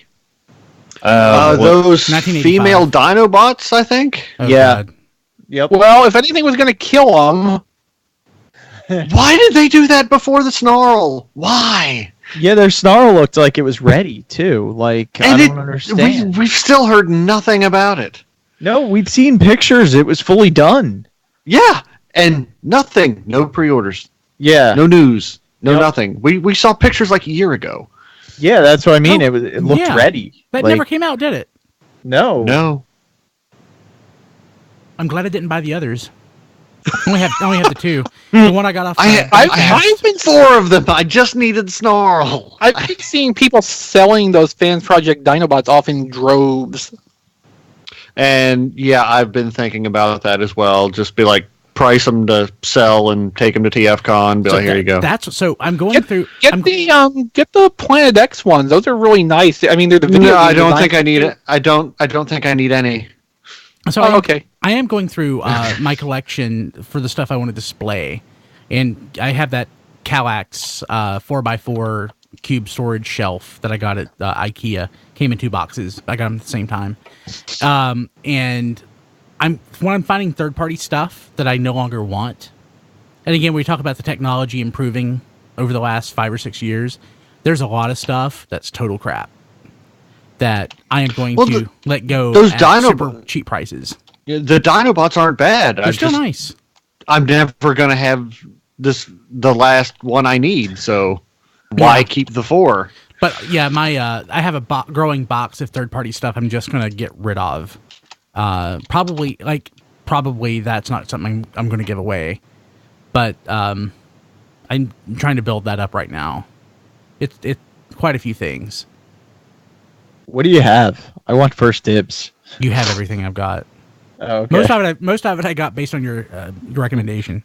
Third party masterpiece, perhaps, Brian? Yeah, it's so Sun Surge is in there. I need to find the accessories for everything. So we had a listener who wanted my Despotron, and it's like I would totally sell that to you, but I don't know where any of the accessories are, so I'm still trying to find that. That's in there. A Triplet came over this weekend. He finally looked at that, and he's like, "This is crap," and I'm like, "Yep." Compared to the official one, yeah, it is. Yeah, compared to the official. I never transformed the official one yet. It's so nice looking. I don't want to.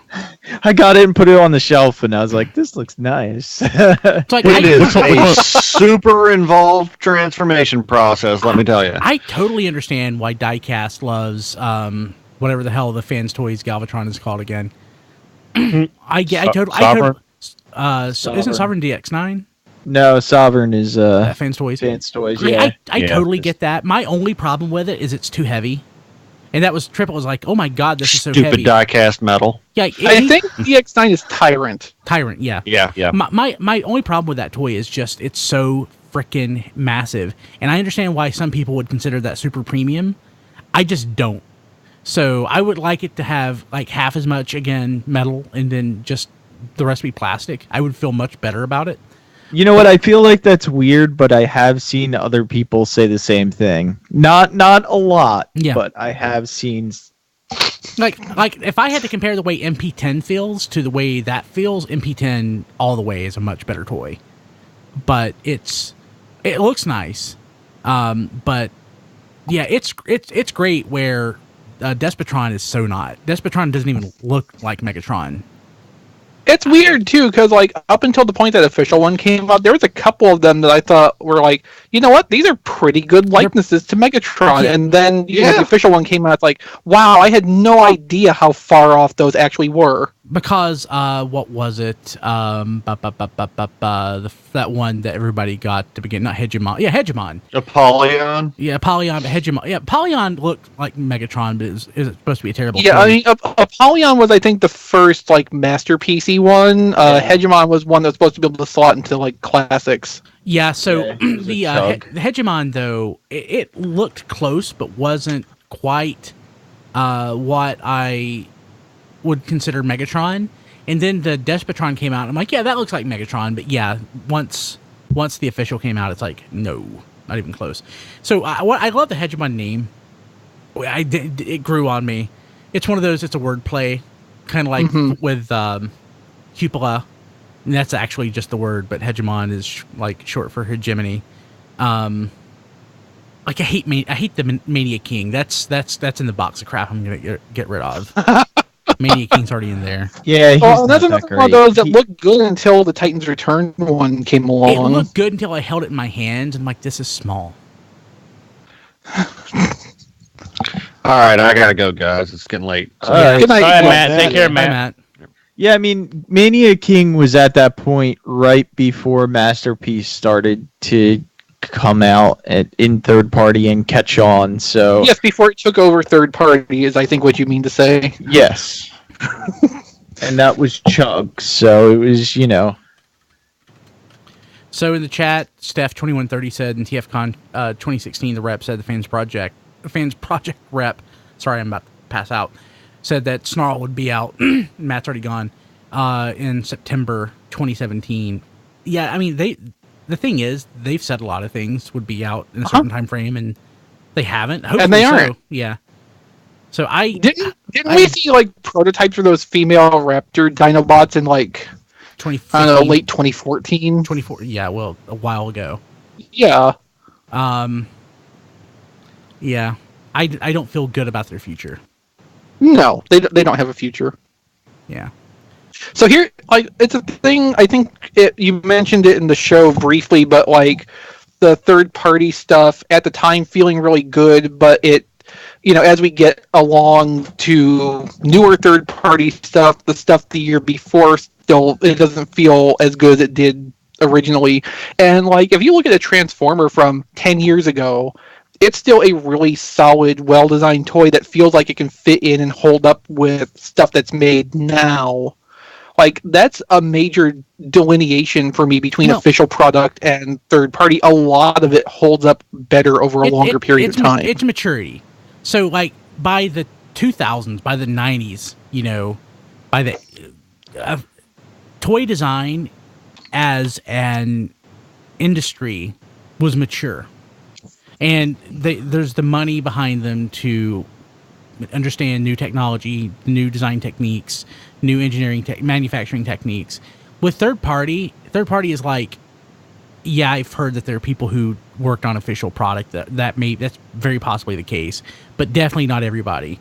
And companies are having to figure out along the way how to design things, how to manufacture things, how to design things that get manufactured properly.